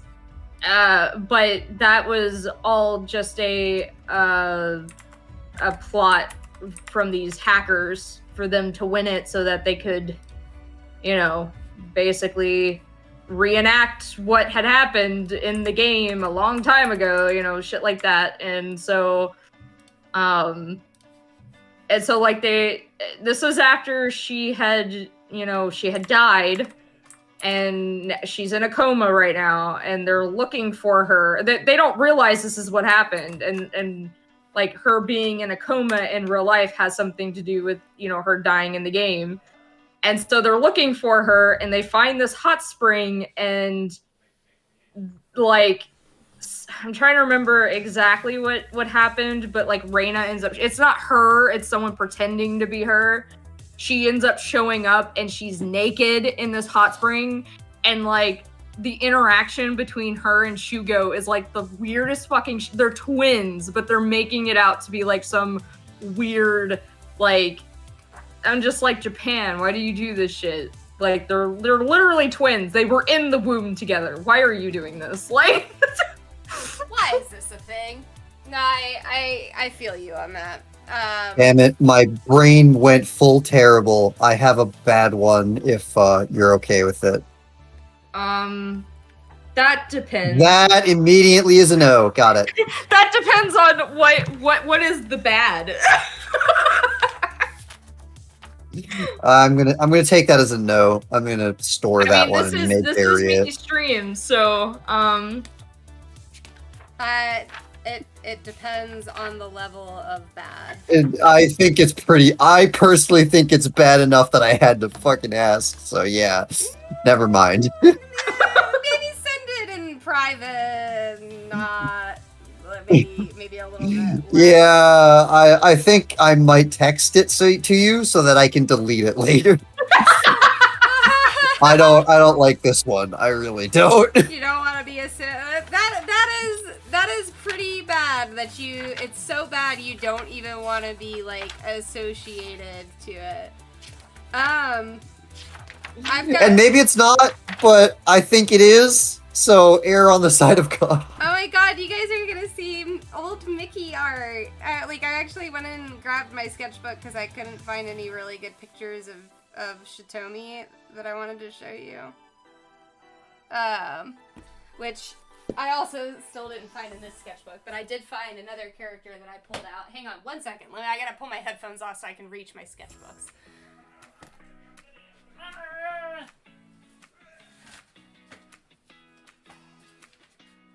Where's she at? There she is. There's my girl. Oh, and Cassian. Oh boy. Okay. Ow! Fucking sketchbook just clawed the shit out of me. We're gonna cut Cassian. Well, we can't really cut Cassian out, I guess. Cassian was her second man thing, because she survived for 2. Is there another good picture of her somewhere in this? That was a pretty decent picture, though. Like, realistically. No? Okay, fine. We'll just go with what we've got, then. Let me toss these in Discord, and then we'll go through these in, order. But alright, continuation. So Furcadia was just part of it, and then I proceeded to AIM, and roleplayed still with some of the characters from the .hack series, and I roleplayed with them on over AIM. And I actually connected with a lot of my Palace friends, the Palace from that as well. And then after that,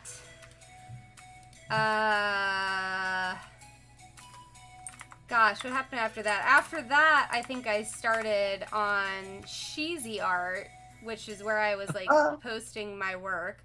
Which the really unfortunate thing about Sheezy Art is that a lot of my old artwork, like my digital art and all of the stuff from my past, was on there.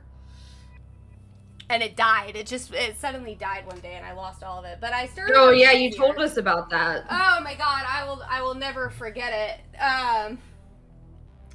And Art Grounds. Art Grounds was basically a live collaborative canvas that you could sign into. It was a website, you signed into it, and you could draw on the same canvas as like up to, I think, like 20 other people or something like that. And Art Grounds is what really drove the Mac story, because that's where I met YG. I don't actually remember. I think their real name was maybe like Shelby or something like that. I don't remember their real name, but their username was YG. And that's where YG created Man-Thing's character. And it's also where I met one of my longest standing friends, Joey. And we role-played on that a lot. Bye! I love funny. See you later. See ya. And Art Grounds, I think, is where it, like, all of it ended. I did pick up role-playing a little bit on MSN from Art Grounds. I would, like, the characters and stuff like that, or the people that I met, we would add each other on MSN, and then we would role-play there, but it did eventually die out. So, anyways, the character that you see on the screen right now is Shitomi. And this is the blood pearl, or jewel, whatever, that I was talking about, is right there. And she had a pretty interesting story of, like, her parents sacrificed their blood to bring her back, and like in some like ancient ritual tradition, traditional to their tribe.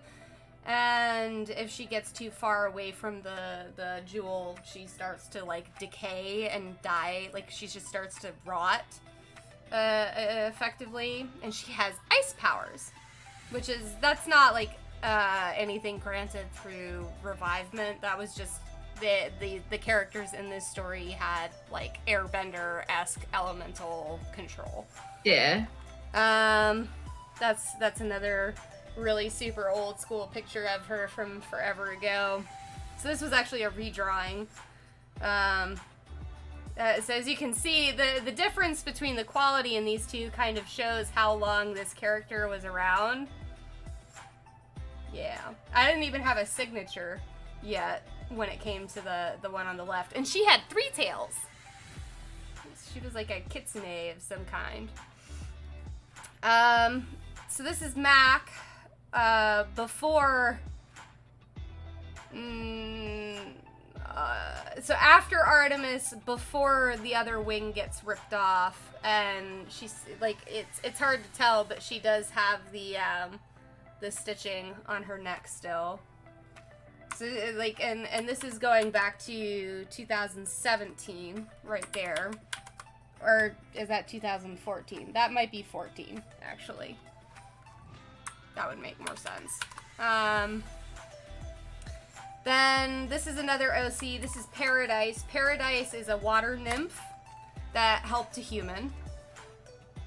Super fun loving. She was like in a pond in the middle of a forest out in the middle of nowhere, and that was just her life and all she knew. And then a human came around, and she was like, he was dying, and she was like, I'll help you, but get me out of this pond. I want to see the world.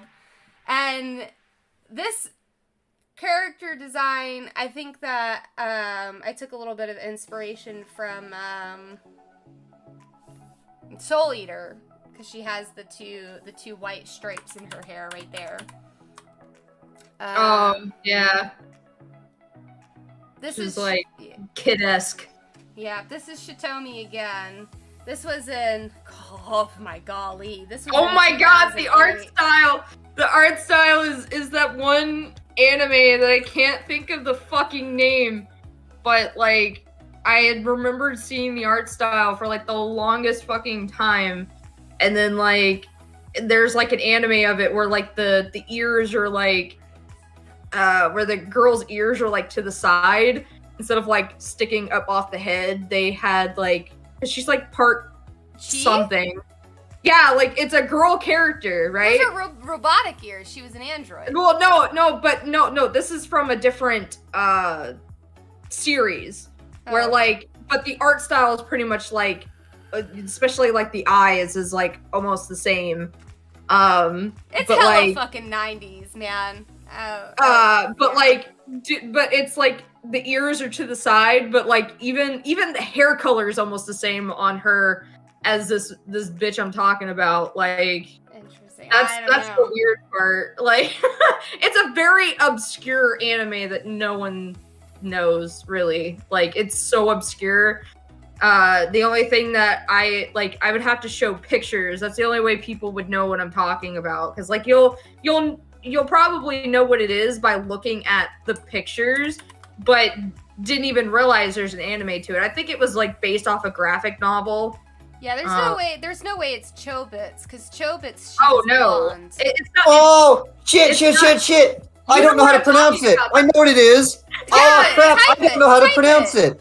It's no, I don't know how to type it. I don't know the name of it. It's not even an anime that got made in an animation. It's more or less of a visual novel as much as it is a video game of something. But that particular ear style is synonymous with the franchise. Those ears are almost copyrighted at that point. Yeah, like Chobits is not obscure. Like no, Chobits is the actual robots. This was just this was pure fantasy.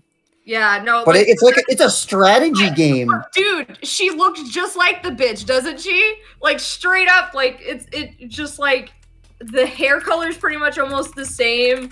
Like she even has like, you know, like I said, like it's notorious for the ears being like to the side like that, and like it's a crazy long Japanese name too. Fucking it drove me crazy because I'm not a big fan of like the Chobits thing. That's one thing because they're not like, but when it came to this anime, having the ears to the side like that drove me Does this look familiar? up the fucking wall. To that anime that you're talking about? I'll probably see it here in a no. I think if anyone remembers extremely old AMVs, this is such a terrible thing to be the reference, but it's the one that most people would probably know. Has anyone seen the particular thing that was in every AMV of like haha I'm memes, where the guy grabs her tail and then it's a full-ass mega animation of a shiver and then you did my thing. Damn it, that was everywhere. Are you talking about this? Doesn't it start with a K? What is it? Like I don't know what it starts with. Yeah, it's a long like. But it's a strategy right game. There. That's exactly it, right there. It's. Its name is some long crazy bullshit, and its actual origin is some like strategy game visual novel hybrid. God, their fucking ears drive me up the goddamn wall. I hate it so. I hate it. I hate the fact the ears are to the side like that. Fuck. Yeah, I mean, as you can see in the later art, I think. Yeah, because this old art, she still had it to the side of her ears. It was like the floppy, but in the later artwork, I fixed that. No, like the Utawara Rumamon. With Chobits, it's like it's totally different. No. Yeah, it's like it's a different story when it comes to Chobits because they're robots. But in that anime, they're not robots. They're literally people that have animal, you know, characteristics, and the ears are to the side where like normal human ears would be, and I'm just like, but why? Yeah, I don't know, man. I don't know. Utaware Rumomo. But the one thing that I can tell you about the age of this character, the fact that this was drawn in 2008, because my signature always has the date right there, is the size of the jewel. Sometime later in her story, something happens to where like the jewel gets damaged, and there is a process of compression or something like that, and it becomes a smaller jewel. So the age of this character, and that didn't happen until way later in her story. I can tell you, I roleplayed with this character. She was the longest standing roleplay I ever had, and it was like 6 years. So I can tell you right now, like, this character I think was probably made in 2006 or something like that. And keep in mind that I was born in 1992. I was not that old when this came around. Yeah, no, like before they made it into an anime,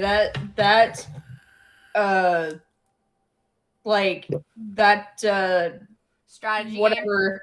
Yeah, It's a visual novel. It's a visual novel of that era, which also means it's obviously an eroge, or otherwise it doesn't sell.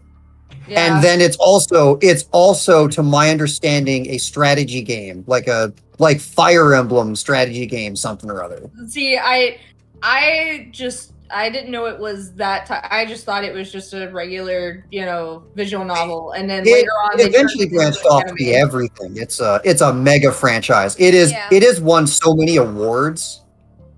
It's won awards. Yes, I love that.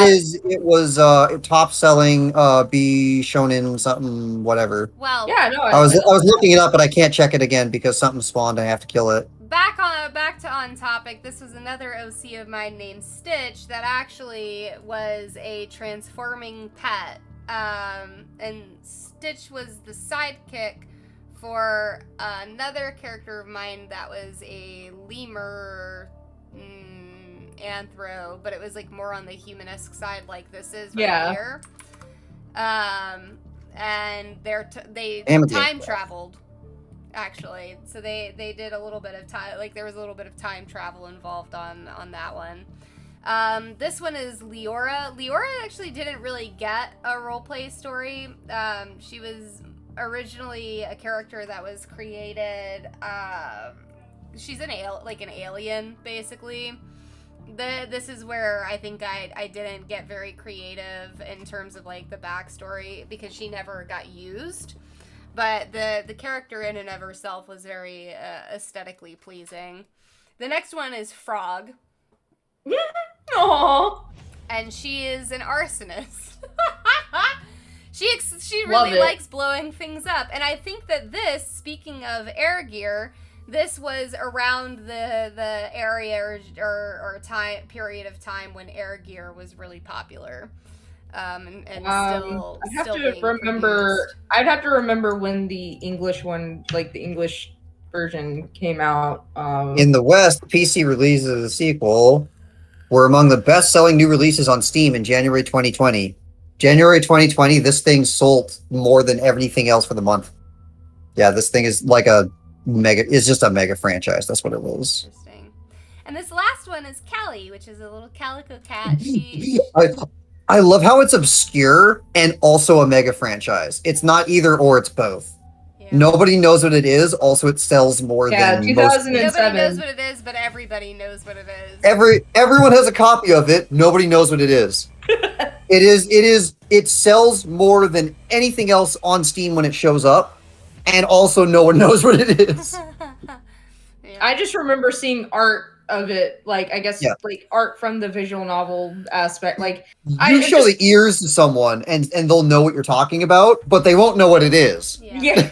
Anyways, Callie came from an age of time when I was experimenting with art, and this is probably she came about probably when I was at the peak of my artistic skill. And she was the first character that I ever drew with 0 line art. This drawing has 0 line art in it at all. and it was a very different time and place for me, and it was where I was Right. actively drawing like every single day, practicing my shading, practicing my like sketches, everything like that. And I to this day, I will always envy the level of detail that went into the hair on this, and I still like I still don't draw hair as good as I did back then. Are you ready? Are you ready to hear what my brain immediately tried to say when you're like, "There's no line art"? Sure. You're lying to me. Hey, brain, try harder. We need to do better. We need better than that. Yeah, I mean, if you look, there's literally like no hard lines or anything. This entire image was depicted and differentiated by color. Obviously, it's a really poor quality because it's so small, but this is what I'm talking about. So to come back to the original point of which derived this whole conversation, when I look back at my old artwork and I say that there are times of my old art that I look back on it and I'm actually doing things better than I am even now because I got more practice in and more effort in. This right here, prime fucking example. I mean, this drawing was probably from like 2010. That's 11 years ago. Yeah. Like I like, all right, so, you know, you did more of you actually drew your characters where like I wasn't artistically the best at that. I eventually got lazy and stopped doing that. But I liked messing around with Photoshop and editing my stuff, you know, using a base of something and, you know, making it look a little different. Like when I mentioned earlier that I did a lot of Lion King stuff, I did Lion King roleplay, and this meant I like when that became a huge fucking thing, a lot of it was let's make these lions look as emo as fucking possible. So like, I mean, emo hair, fucking, you know, snake bites or whatever, like make them crazy colors and like shit like that. And then it has definitely grown since then, but it's definitely not as good as it used to be. Like just in that, it just roleplay in general isn't as good as it used to be. It's really fucking died down and like, you know, like, yeah, you still, like, back then, there were still the people that did, like, the ERP shit that I think now that's just, like, the most pivotal point of everything. And it's just like, man, I just want to have fun. I just want to, like, create, like, wild shit and, like, edit wild shit and make some friends and, like, you know.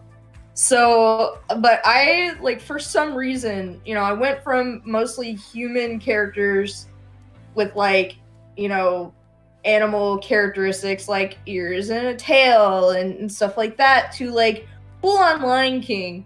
And trying to go from editing humans to lions was, like, drastically different.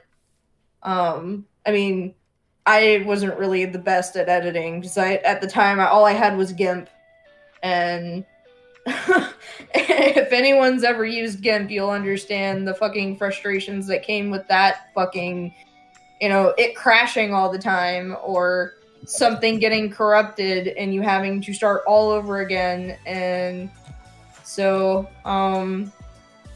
like I go back and I see some of the things that I used to do on GIMP, and like, you know, back in, you know, 2009 and 2010, and I go back to looking at that and I'm like, wow, some of it I mean, even though it's as old as it is, it's still like, some of it looks cool, but then I still do that shit now out of just pure fun. I don't even really do roleplay anymore. I just like editing for fun. And so like, now that I have the tablet and, you know, have paint full side, editing looks are like so much easier now. Like I can actually do some of the things that were a lot harder to do in Photoshop and just easily just do it, and it actually looks 10 times better than it did. But like going through and looking at all of the old edits that I used to do and then looking at the ones that I've done since I've gotten the tablet, it's like I still love the old shit that like I still have it on my computer, just the old shit from like, you know, 2000, and I think I have some from like 2007 somewhere, maybe. I don't know. That just depends. MySpace is kind of like weird now, where like half of my photos won't even load. Like a good and I can't figure out why they won't load. And I even tried to like get a hold of MySpace, being like, "Hey, I actually have photos that you know, like from school and stuff that I would love to, you know, be able to have because they're the only copies I have." And of Sounds course, like a database purge to me then. it's weird because like one moment I'll get on there and some of the ones that used to load won't load, and then the ones that didn't load have loaded. Like it's really fucking weird on which ones want to load and which ones don't. And it's like, you know, I would like to recover these because these are the only photos that I have. And like I have a lot of like stuff that I had edited. When database things get that old, that's what happens. Yeah, That's really frustrating. Man, I'll say I had to come to terms with losing my old artwork twice because it happened both on Sheezy Art. First Sheezy Art went down and I lost all of that, and then fucking so Art Grounds also had the ability for you to be able to save your artwork and you could display it and stuff like that, and then that went down, and I never got any of that back. The few like digital pieces that I showed you, which were clearly like predating, you know, a lot, were stuff that like my mom saved because she thought was really cool or something. Like that. Yeah, leave it to our parents to have an actual accessible archive of everything. How much for my mom? It was everything. Like, unfortunately, it was just only the stuff that she thought looked neat. Which I mean, I'm thankful for in any case, because I would literally just have nothing if it weren't for her doing that. But yeah, I came to terms with that a long time ago. It was a very sad time. Yeah, it's like I just wish that I could just retrieve like actual like school photos and stuff. Because like I said, they're like the only copies I have. Because a lot of like I think some of my SIM cards and stuff, like, I mean, all the times that I've moved, like I'm pretty sure they're like long fucking gone, you know, in a dumpster somewhere.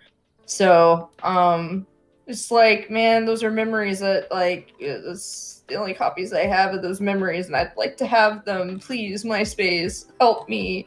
Yeah. Yeah, I feel that. So I got super into the conversation and talking about like my old role-playing habits and all of my characters, because they're still like a pride and joy for me. Yeah. I guess. And I guess. I got like really distracted by all of that to the point where I guess I didn't necessarily realize how late it had gotten, but holy shit. Yeah. To the benefit of that, I'm done. I finished. I finished the arts. I did the thing. Yeah. He's so good. I can't wait to commission you for the ref sheet, just like because I'm gonna need a ref sheet before I'm able to get the model made. So and I want to commission you to do that. So I mean that's always been the plan, but now it's like I need a ref sheet for the model. Yeah. That's So fair. Oh yeah, I have 2, 3. Blah, blah, blah. Okay, sorry. blah blah blah blah. I knocked something over on my desk. I have 3 things technically on my board to work on. One of them is for my brother though, so it's not like an incredibly rush on things. I owe Mosh some Twitch overlays. It's just, unfortunately, they're such a large undertaking, and I've been super hella fucking busy. That I haven't And then you were sick too, so you know. Yeah, it's been, life has happened. Unfortunately. But It's a huge mood. yeah, Life. Life. Fuck that. Fuck that guy. That guy. Yeah, I mean it's been definitely really busy, so I can't dedicate as much time as I had been to arting and drawing, unfortunately. But for Mosh, I think they wanted like 4 Twitch overlays. So with that being said, that's like a really, really large project, which I'm not against taking smaller projects in between, just to make the extra spending bucks, especially with my move coming up. Hopefully they'll be understanding in those regards, but yeah, I need to do that. I need to get to doing that at some point in time. All right, let's see. As far as my layers are concerned, I probably on this one image alone got up to over 30 layers. My goodness. Shadow. Just say the word. I have like 3 characters lined up. Fuck yeah, man. That's what's Well, if a ref sheet is considered a small project, you might have to wait, Shadow. Yeah, I mean, because a ref sheet, like, you're not wanting anything, like, you don't want this kind of color detail, like, it's not going to require this much effort, so I would definitely still consider that to be more of a smaller time project. And I am thinking that, like, the 3 facial expressions, because I think that was one of the things we talked about, was having 3 facials, because that's part of, you know, the money that is going to, because the model itself was like $550 for a half body, and then $30 each for an additional expression. And I think the expressions that I have you make are probably going to be those. So it's like, here you go. Like, so it's not like them having to, like, I don't know, figure it out, or, you know, that you know what I mean? Like, I want to try to have much of a reference as possible. So, like, because I've never actually commissioned anyone before, because I've never had the money. So I'm just like, I always just really throw art at you. no, you kind of just throw art at me, and then I'm like sitting like I'm sitting in the call like like. It's okay. It's fine. I do that sometimes. It's all good. So it's like I don't like I never actually so I've never actually commissioned someone before, so I just want to make sure that I have everything that the person needs, you know, to do what they need to do, like, efficiently, and not have like any hiccups, or like, you know, I'm just that type of person. I get really nervous with that shit. I'm just like, oh god, hopefully that's like detailed enough, or like, oh, like, because I even said that to you once. I was like, oh god, I hope you understand what I'm trying to say. Like, I don't know. No, you're good. You're all good. I mean, part of the process for us, like as from the artist perspective, right, is to be able to break down the barriers in communication on that sort of subject and to translate it, which is what I do with like Tony pretty often. I don't know, like if you remember, like Tony mentions all the time about how like I'll take something that he has a need for and just suddenly it's there. Yeah, no.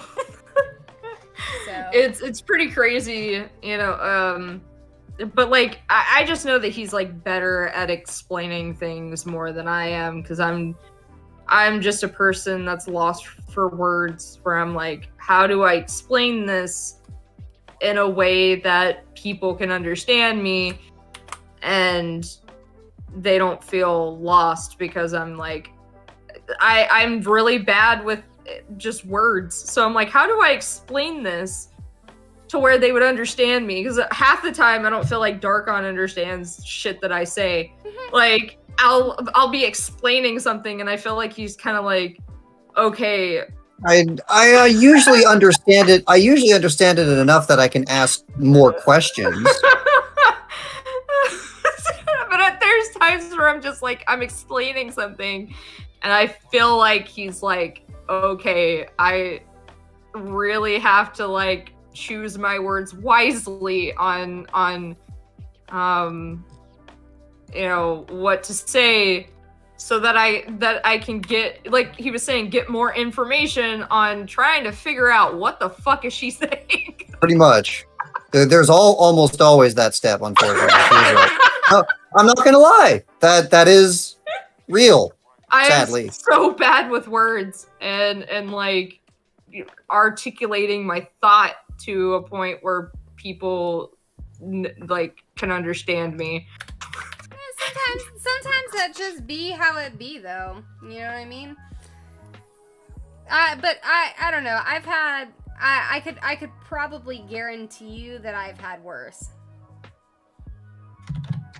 If we're being like real in terms of like the amount of commission requests that I've gotten and stuff like that, I've probably had people who are worse off in terms of explanations. What is going on? What am I trying to achieve here? I'm like editing this photo or not photo. What am I doing? I'm editing this video right now because this particular art will be. Got you. God, I have to tab target to get you. Oh, video. Don't go to 1 HP again. He's playing Final Fantasy. Yeah, but I have it set up. They're not in my party. So I have to tab target to them, and that means I have to tab target through everything on my screen in existence. No, you're not dying. I will heal you as a ninja and succeed. Oh, you're doing yeah, that thing. That thing. Yeah, Yeah. Southern Friends is specifically Xandor, but yeah. Oof. Miki, Nice I lied. backflip. You have 6 commissions lined up. Oh boy. Oh boy. Damn. Well, I Bruh. move at the end of October, so I guess like and consider. Oh God, no. I didn't want to do that. What did I just do? How did I fuck this up? Not the image. No. I'm doing a video. I'm actually just being a pocket healer right now as a ninja. This is so weird. He's a pocket healer. How did this happen? And why am I so damn good at it? Wait a minute. Magic. Well, of course, magic. I'm using Cure 2.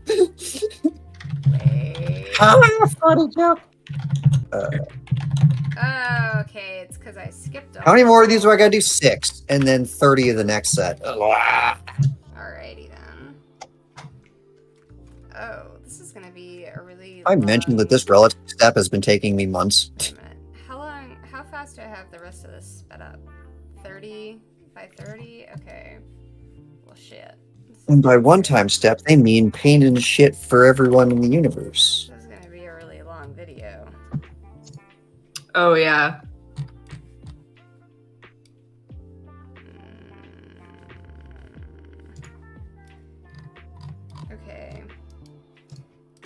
audio. Remove. 6 commissions lined up. I mean, in terms of like commissions, things like that, if you're wanting to do commissions, I just like, I guess the biggest thing to say is that you have to. Oh, we have an actual ask tank. me Well, that's to start amazing. like to get started on the list. Because if you don't ask me, then obviously there's not really a whole lot I can do if other people are like get in front of you and ask to be on the commission list. So that's just kind of how that goes. Oh, I'm gonna have to go through this and find all of the random be right back screens and stuff. Uh-oh. I don't really know how to do that. I just know that the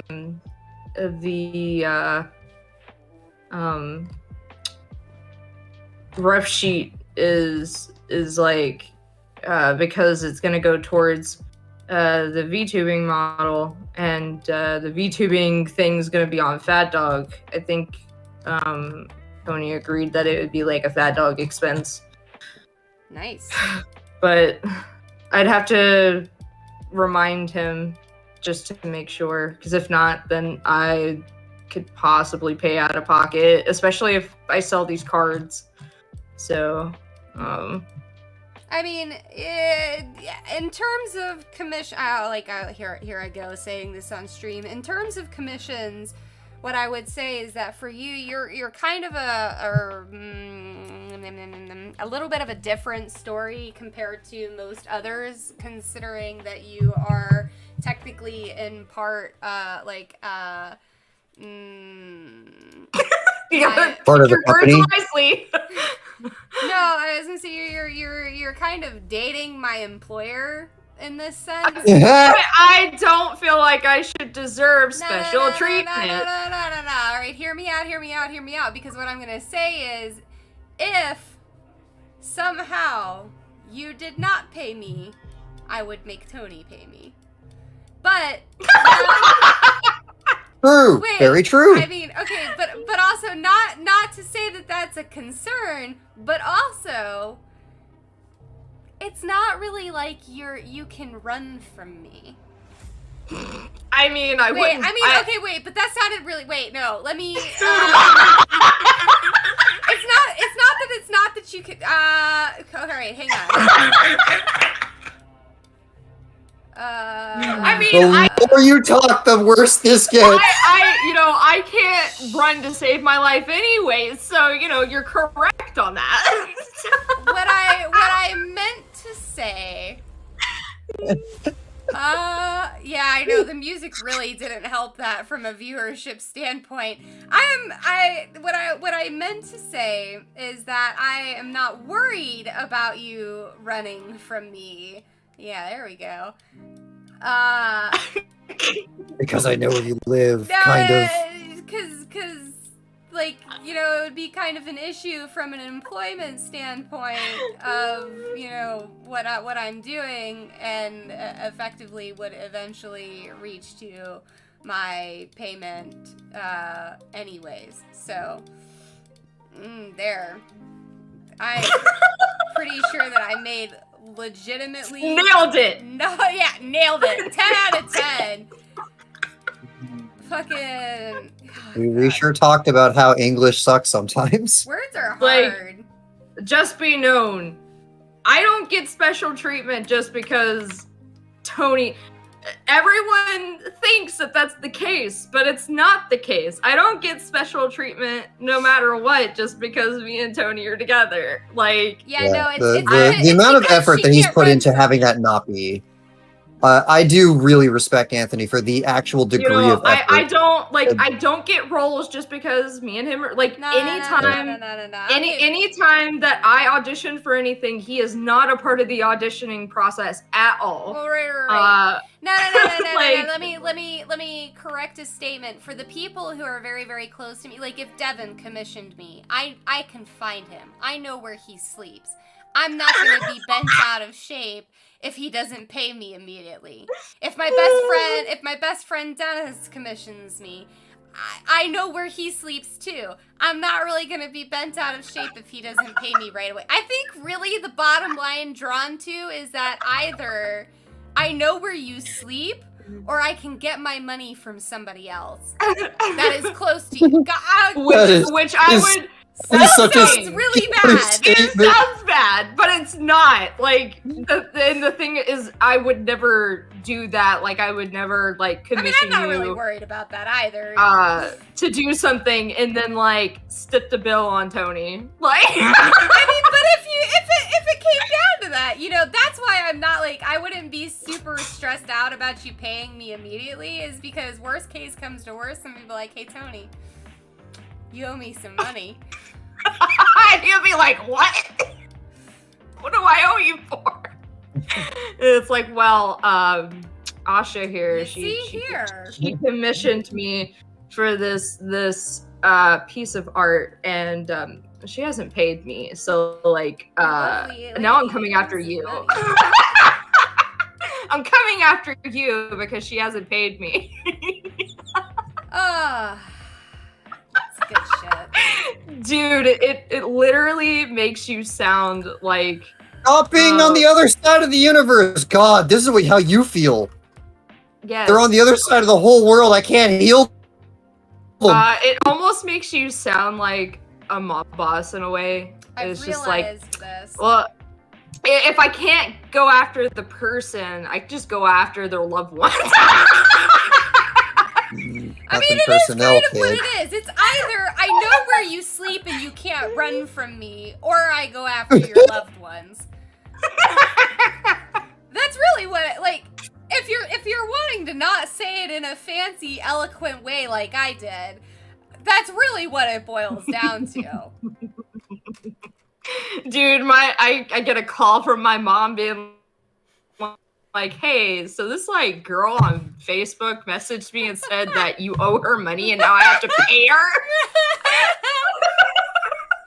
I'll knock some shit together. Like, dude, yeah, no, my mom would literally beat the living shit out of me if I just like that. Bro, that would be... She would come to Indiana. She would drive to Indiana, show up at my fucking place. I open the door. She just decks me in the face and just leaves. Just not even pay your money. She just punches you and leaves. No, she did like, it should be like, hey, this person, you owe them money. I'm not paying for your ass. Leaves. See, that's why I would go after Tony. There's see, my mom would be the one that's just like, if I was in jail, she'd be like, well, your ass is staying there. Heavens. Yeah, that's my mom. If she, like, if I ever got in trouble as a kid and was like, you know, picked up by the police and they called her being like, yes, we have Asha here, then she'd be like, keep her. I know nobody. Oh man. Yeah, I guess. And then they would call her back being like, be like, hey, you need to come pick this thing up. Like, right now. Dang. You need them to be removed from the premises.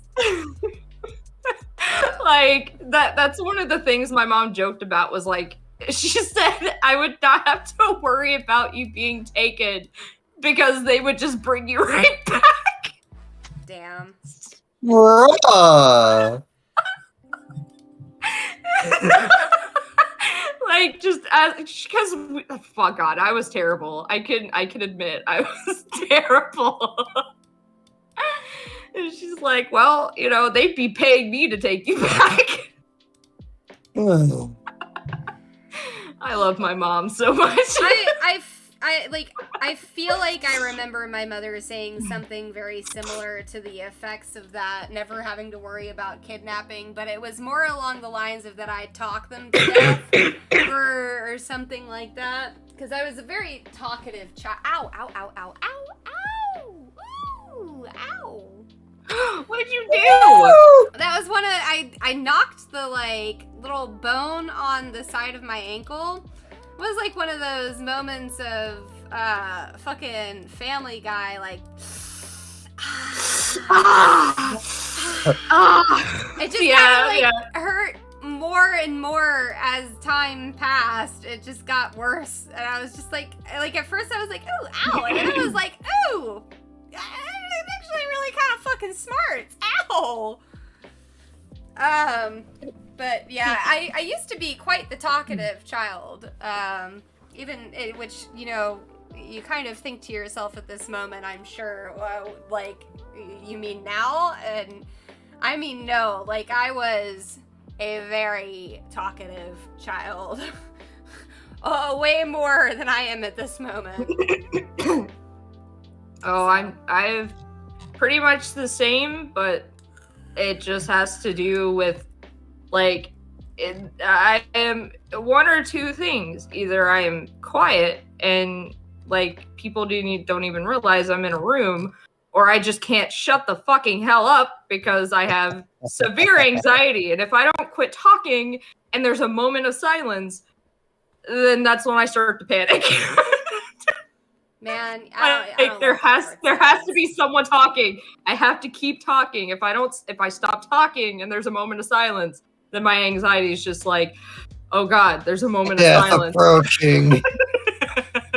Yeah, I don't like awkward silence either. So I very awkwardly usually try to plug the silence, and sometimes it works out fine, and then other times I'm just like, somebody please stop me, please. I'm begging you. Anyone. Help. Help. I do tell people, if I talk too much, just tell me to shut the fuck up, and I normally do. Like, all right. Bruh, so I've started to manage, so my team is 5 people large, and I literally in my one-on-ones with them have gotten to a point of like saying how I'll support them, and then if they have any questions that I'll be there for them, and I'm just like really trying to actively let them know that I'm here to support them, and I've gotten to the point where I've said it so often that now at the end of it I'm just like, and I know that I say this a lot, and you're eventually gonna get to the point where you're gonna tell me to shut the fuck up because I've said this so many times, but if you ever need anything, just let me know. It's thick. Oh god. Yeah, I would be like, please, I need that in my life. I will never ever tell you to not do that. I just the worst part about it is nobody really laughs when I say that, so I do expect one day for them to be like, all right, Mickey, we get it. You don't have to tell us that again. We understand. You're here for us. Thanks. I do. I really do. I expect one of these days it's gonna happen. If maybe they laughed with me on those comments, I'd probably feel a lot more comfortable about it. But you know, they don't. So yeah, yeah, it's there. That's the thing. But it gets to a point where it's like you're talking to someone. And then like a little bit of silence goes in, and you're kind of just like, yeah, and they're just like looking at you, and you're just like, oh god. Well, the worst part is that we're all remote from home, so unless we do our cameras, which we almost never do, I can't even see them. So I don't know if they're like snickering to themselves on mute or what. Like I have no idea. It's like the worst case situation. Oh my god. Suddenly changed. Amazing how the lack of body language is terrifying. I would literally probably start breaking down and crying. Well, that's what the mute's for. because like if I can't see someone's face, like like I don't have to worry about that type of stuff like here, because I don't feel like you guys would do that to me. But like in some cases, if I'm in a call, especially someone that I just met, I get in a call with them and like I'm just like, sorry if I seem a little nervous or like, you know, whatever, and they're just like, no, it's cool. But then I'm like, yeah, it's cool, or some shit like that, and I don't know what face they're making. I'm like, oh my god, Just kill me. What is it actually? yeah, Is it just actually fucking kill Cool me. Beans? Is it actually Cool Beans Shut after up! all? Don't. I'm sorry, I had to. Don't do that, like, bro. That was okay. So people that don't know the story for that, when I first Speaking of embarrassing bullshit that had to stop immediately. yeah, so when I first met Darkon, that's what he used to say all the fucking time was cool beans. But the way that he would say it, it wasn't like, oh, cool beans. It was like, oh, Yeah, cool beans. Okay. and Yeah, so, whatever. like, Yeah, I'm totally listening to you. Okay, bye. yeah, so I would say something, right? And he would say, cool beans. And I'm just like, savage. oh, so Darkon doesn't like me. Like that's how I felt. I was like, okay, so Darkon doesn't like me. Yeah. You know, I'm just the new girlfriend. I'm kind of the outsider of this group, you know. Yeah, it's like that's how it was. And it actually got to a point where it started pissing me off, because I was just like, you know, I was just like, what is your fucking problem? That I literally said that to him. I was like, okay, what's your fucking problem? Because it just seems like you are like, I don't know. It just seems like you don't want me around. And he just seemed very confused. I didn't even have to see his face. Oh, it wasn't confusion. When you told me that this hurt you, my immediate reaction was, yeah, because I was just like, you just. Oh no! I was like, do you hate me or something? I was I was like, almost crying. I was almost actually crying in the call. I'm like, oh shit! And it just, that's when I just come to find out that Darkon is just kind of monotoned, and he doesn't mean it in any malicious way. That's just Darkon. And then it made me feel bad because, like, I was just like, man, yeah, I did. I was just like, oh, now I feel bad. Like, I don't want him to feel bad. It just, like, he didn't mean it. But, like, at the same time, I was like, oh, but, like... That word died like, there. It was literally like we both felt bad for each other. That word, that phrase, super died then and there. Yeah, no, when I told him, I was like, you saying cool beans like that makes it just sound like you, like, you don't want me around. Yeah, and I was just like, are we cool? And he was, once he realized it, he was like, I will stop immediately. And he has not said it since, like, to me and in any conversation other than like, hey, remember cool beans? Like, yeah, it's remember, hey, do you remember cool beans? That's it. If it's not in reference to the past, then it doesn't come up at all. Yeah. And then that's when we became friends. Pretty much. Origin story. We became friends with me literally like getting upset at him. What the fuck is wrong with you? And not liking him, and actually I kind of hated him at one point, and that's so similar to almost how I became friends with Anthony too. And like I actually yelled at him and was like, "What's your fucking problem?" Jesus, wasn't I the anomaly for you, Darkon? I feel like I was. Yeah, pretty much. We got along pretty much right away, but I also have very like thick skin, and I'm kind of a not give a damn type of person. And I was just like, I've also hopefully improved since multiple years ago. You have improved. You definitely, like, the reason why I was so defensive was because I've had that shit happen where I was dating someone and I was kind of just the outsider in the group, and that was pretty much it. I was the outsider, and like me being there was like the most uncomfortable fucking shit, but I could not hang out with any of my friends because if I did, then I was accused of cheating. So, you know, it was What kind of the fuck? it was kind of just like That's not how that works. People are so dumb. Yeah, people are super dumb. Okay, all right. So, it is time for bed. Mega late for you, isn't it? Yeah, I was gonna say. goodnight. It is time for bed. So for outros, we'll just kind of keep it simple. Chibi, you are first up. If you wanted to share anything in particular that you are working on or excited about or you know, is upcoming, now is your time. I mean, we've already talked about air gear, so and I don't really have anything upcoming. Yeah, I all I have to mention is just my streams. That's really about it. Right now, it's just mostly been playing Final Fantasy, just because I don't want to go back to playing Blood Rain or what was the other game I was playing? I don't remember, but I just don't want to go back to playing those games. I just want to keep playing Final Fantasy. So there's kind of like nothing new. I guess I'd just be like, hey, if you're excited about me having a VTuber model, then if you would like to donate to that, so that whatever, then that would be awesome.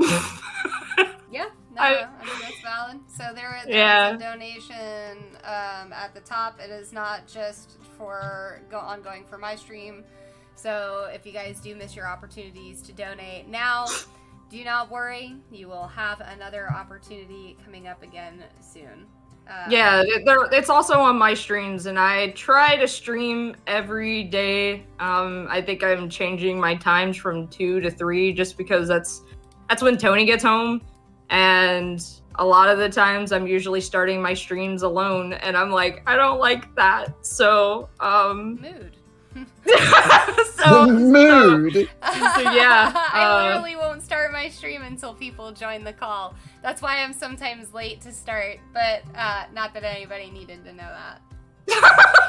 I mean, I wish I could do the same, but because I stream during the day, no one's gonna really join me because they're either working or they're at school or like they got their own stuff going on. So it's like, I'm the one that streams during the day, normally at 2 p.m.